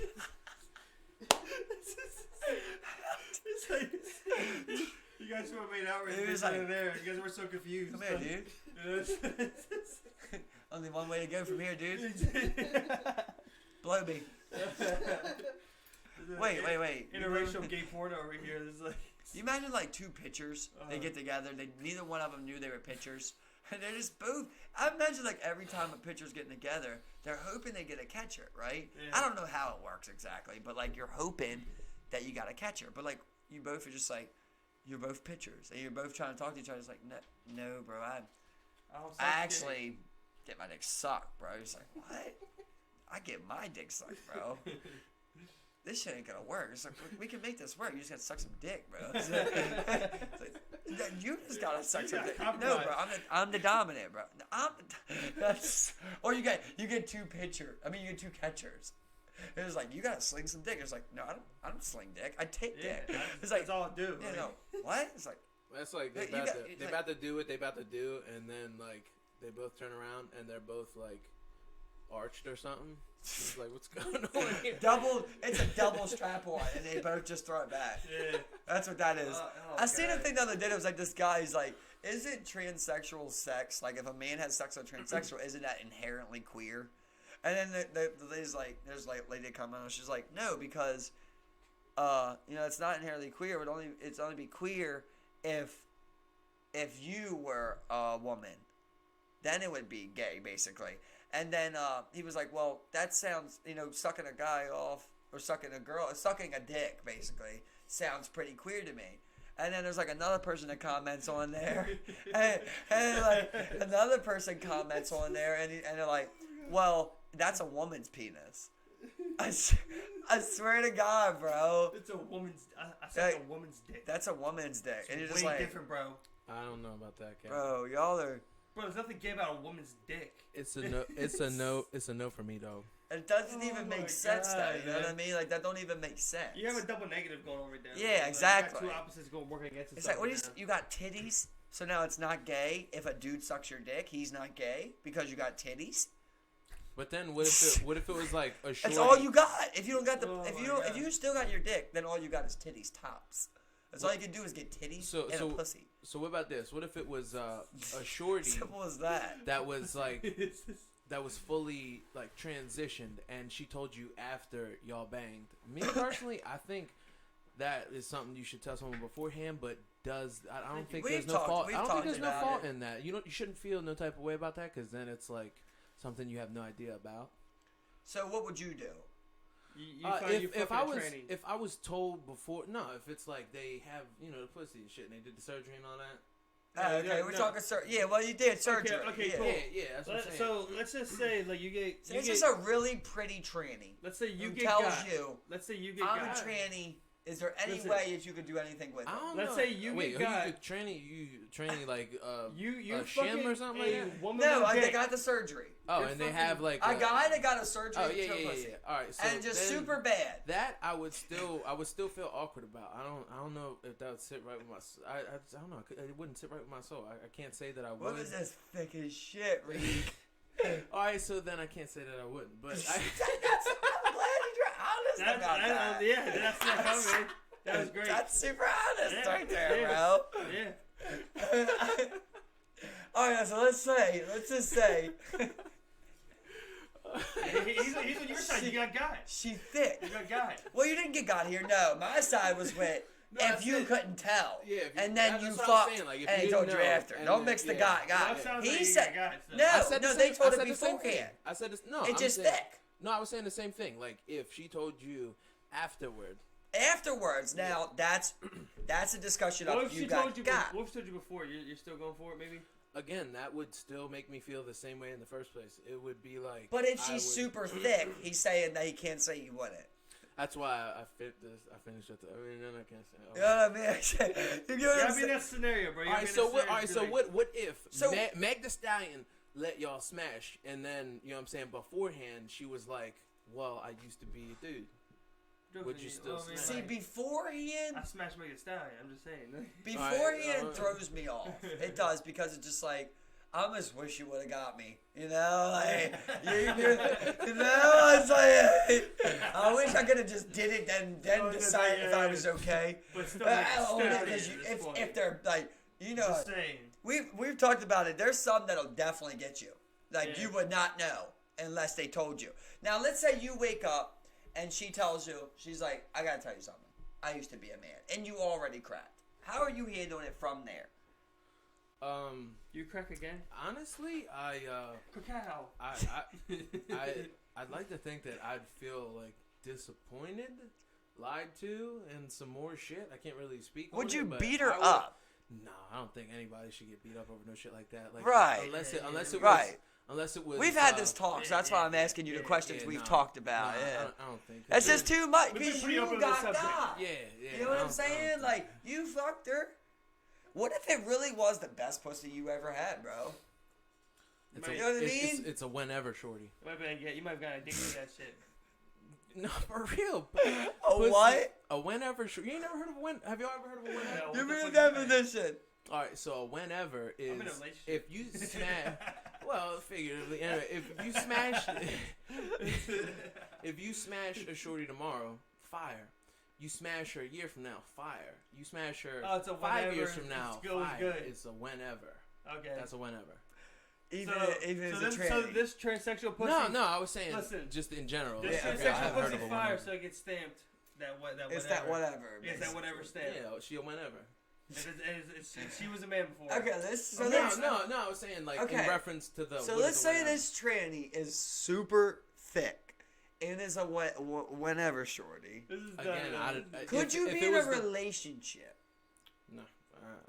Okay, let's say if it was like a high-powered woman, right? Like Oprah. Like, let's just say first of all, Oprah wants to be in a relationship. Could you date a rich tranny? You would, but just if it's Oprah alone, let's just say regular Oprah, you would say, yeah, just because Oprah. Yeah. Right? Okay, let's say you get with Oprah and she's like, I want to be with you. I used to be a man. I mean, Oprah's Are you still doing it for the money? Oprah's not all that. I'll marry you and no prenup. No. Not enough for you? Oh, man, maybe. No prenup? Oh, man. That might be enough. Just like... Just saying, I'm sorry. We're talking, maybe... You know? We're talking a bill, maybe? I talk about like upwards of like a couple like... She owns her own network. Oprah Winfrey Network. I think she got a couple bills. She got a couple bills, man. Yeah. Simple as that. Sorry. Sold myself out. Sold myself out. My bad. It is what it is. The cash. It's all about the cash. You will once around that amount of cash, it's like, I can't say no. To anything? But then you do so much good with that, bro. But do so much with it. All I gotta do is marry Oprah the tranny. Yeah, let's do it. But there is like certain things you just wouldn't do for that amount of cash, right? Of course, you know. Like what's something you just outright sell my ass, type of deal, you know. Would you like Joe Biden fuck you in your ass for $2 bill? Oh hell no. I might think about Andrew Yang. Is this something crazy? I might consider Andrew Yang. Yang at what point is it just weird? At what point is it just too much? Obviously, that's a lot. All right, what about if like Obama just wanted to like jerk you off? We can talk about Obama. We can talk Obama. Oh, so it matters who. It's not about what's being done. It's about who it's you. No, you said Biden cracking me versus. You're looking Obama for a good-looking dude. No, you said Biden was cracking me versus Obama jerking me off. So how much is George Clooney jerking you off to? Oh, he can jerk my anytime. Fair enough. For free. Fair enough. Man, stare at penises. At that point, I'm just gonna do that for clout. You know what I mean? Exactly. Yeah, like, Clooney jerked me off. To Clooney all touched the his viewers, dick, said I salt and just pepper want to shit say going on, boy. that we are not homophobic. We are not. I mean, come on. Everyone is... I think we gotta make the argument we're not homo. No. Exactly. I imagine there's one or two viewers on here that's highly upset, but we are not. We are not homophobic. We're just having a conversation. People can feel it. I like to make a good. I was geeking because like I was watching some Andrew Shaw's like stand up. He had like funny ass like points like going on and whatnot. Like he was talking about like the word tranny and whatnot. It was like that's what we do in America. We make things shorter. Jennifer, Jenny, like Richard, like Ricky, whatever. It was like, yeah, we made transsexual shorter, tranny. And it was like, yeah, if you do call someone black, that's pretty fucked up. They're black. You made it longer. You made the name longer. You know? So I mean, it's like, you know, can you really get offended? We make everything short like that. He made a good point on that one, and it was funny as fuck. Andrew's hilarious, man. I love when he just like asks somebody out there. He's just like, "What are you?" Like, he always wants to know what someone's race is. Yeah, he was like, "Oh man, it's always the blacks." And then one guy's like, "I don't like how you said the blacks." He was like, "All right, Manila, Manila's." Yeah, he said, "Okay, Manila's." If we try and guess people's shit, is but what are you, Punjabi? That's how it's always good crowd work when you open up with that, ain't it? Yeah. You're just like, what Malaysian? You know, what's your dad? Black? Your mom? Or what? Yeah. Mongolian or some shit? Like always plays off some like, cause like some people be nervous. Like he'll play off like their nervous answers and shit. You know. You're just like, oh man, you didn't know. Your mom didn't know who she wanted to fuck, did she? Yeah. You know, something like that. He'll ask something that someone will say it too enthusiastic. He'll be like, calm the fuck down. Like what's that? It's like he's just good, man. You know, he's really fucking funny too, man. My thing is, I never like any comedian who's like, when they're getting heckled, they're like, you paid to see me. Oh, yeah. Already, I'm like, no, that's not how you do it. Like, Andrew, every time, he's always just, bro, you don't want to try and heckle Andrew shots, bro. It's just, like, not a good idea. Or you might want to if you're if you're into that type of stuff. Yeah, some people are into that stuff. Yeah. I mean, like, if I'm going to a show, I'm going to try and be like, what's up? Like, I seen a snippet of him, and he was in a comedy club in New York, and there was a heckler said something. And he was packing him. Like, he came back, and he was... Airline by Abbott. I thought it was so funny. I was telling you about the one time before, but, like, he was just going off on, like the Epstein shit. Yeah. He was just, like, saying, like, a bunch of shit. And out of nowhere, like, this lady comes on there, and she's like, Jesus! And then he's like, hold up. Did you just... You're offended now? Because, like, you've been talking for, like, 5 minutes about Epstein. He's like, you're offended now? And he's like, wait, did you say Jesus? She's like, no, I said Cheez-Its. And then he was like, you just decided to scream out Cheez-Its? She's like, yeah. And it's like, she clearly said Jesus, you know what I mean? Yeah. But like, now that he put her on the spot, she just didn't want to admit to it. So she said Cheez-Its and like thought people would believe that. Right. Like, that's so cringy to me. Nervous and panicky. That's so cringy, bro. Nervous and panicky, bro. To say shit like that. I'm like, oh man. Because then that person's on the spot. Everybody's looking. Exactly. And then you know you're also about to get lit up by Andrew Schultz. Because she said Jesus literally out of reaction. Like, she couldn't believe how, how bad he was getting with it, basically. And sometimes at those clubs that, like, he goes to, like, they're not even expecting to go to an Andrew Schultz show. He just shows up and we'll do an hour set. Do some improv. Do an hour set, pretty much, yeah. And we'll just, work some material and shit, If there's anything I can definitely do, it's that, bro. If you give me 50 people, I'll fry them. Yeah. And that's 30 minutes. You get paid for it. Yeah, I'll fry people all day long. And I can definitely. And there's any comedy I can do. On, man, yeah, you just keep going. Yeah. And you can make up anything. I just be like, so, what do you guys think if this guy fought this guy right now? Like, who do you think will win that? You can say anything. You know what I mean? Like, you think he got kicks? Like, you know what I mean? And how many fights you been in, guy? Yeah, what's your record? You 4-1? Yeah, it's like you go from it there. You know what I mean? He never lost. Oh, he never lost a fight. He never lost. Must have never been in any. Exactly. Yeah, I'll fry him, bro. I'll fry him all day. Just work it all day, man. Like, there's a spot in Canton Square. I told y'all before. I ain't finna give him the plug, but it's on the second floor, and they basically, it's an open mic. You do whatever you want, and it could be an event you have up there, or you're at that venue and you're just performing with whatever, singing, comedy, magic show, whatever. You know. That's hard. I like that. Yeah, I know a couple people that go there, man. Like a couple people that go there and they're just like. I'm about to go there and do a show when I have my EP out coming soon. EP releasing when? I don't want to put a date on it, but just 2020. Just wait on it. Oh well, we hope it ain't 2021. And J. Cole hit us with. You got that 2020? I love it. Yeah, everybody's like, why didn't push it back? That's 2020. Definitely say 2020 comfortably. And Rique Suave's EP. Because coming out. For real. Because I already have the beats, but it's just as far as, like I said, mastering the last step. I just got to get everything sounding the way I want. Are you out here selling beats now or what? I could, yeah. Anybody need some beats? Holla at Rique, man. He's got the beats on deck. Any type of artist, more than willing to work with. What you want to beat, Steve? I would say I would have an hourly rate. I wouldn't really charge someone like a set amount depending on how much studio time. Like I would say, like, all right, if I spend 2 hours with you, $50. Oh yeah, but how much you just gonna sell a flat beat for? Depends on how fire that beat is, huh? Well, that comes back to the I would rather work with an artist and then let it come organically, like the start of the process. And then make a beat. I got you. Yeah, but if it was a already made beat by myself, I probably would be pretty modest because I love music, so more beats will come. I'd say like $35. $35 for a beat? Yeah. I'm not actually sure what the prices are going for. But it don't sound crazy. A lot of beat leases, they're around $90 to $100, and that's from people that have legit like thousands of dollars, tens of thousands of dollars of material in their studio and everything, and then they just take it from there.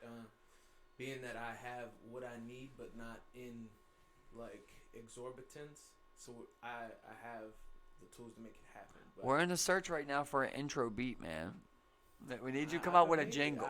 We need you to come out with a jingle, bro. After this is over, after the episode is done, we could definitely make something happen. I want to see a jingle. There we go. Show intro music coming coming soon. Next episode, hopefully. Coming courtesy of Rique Suave. Oh, doop.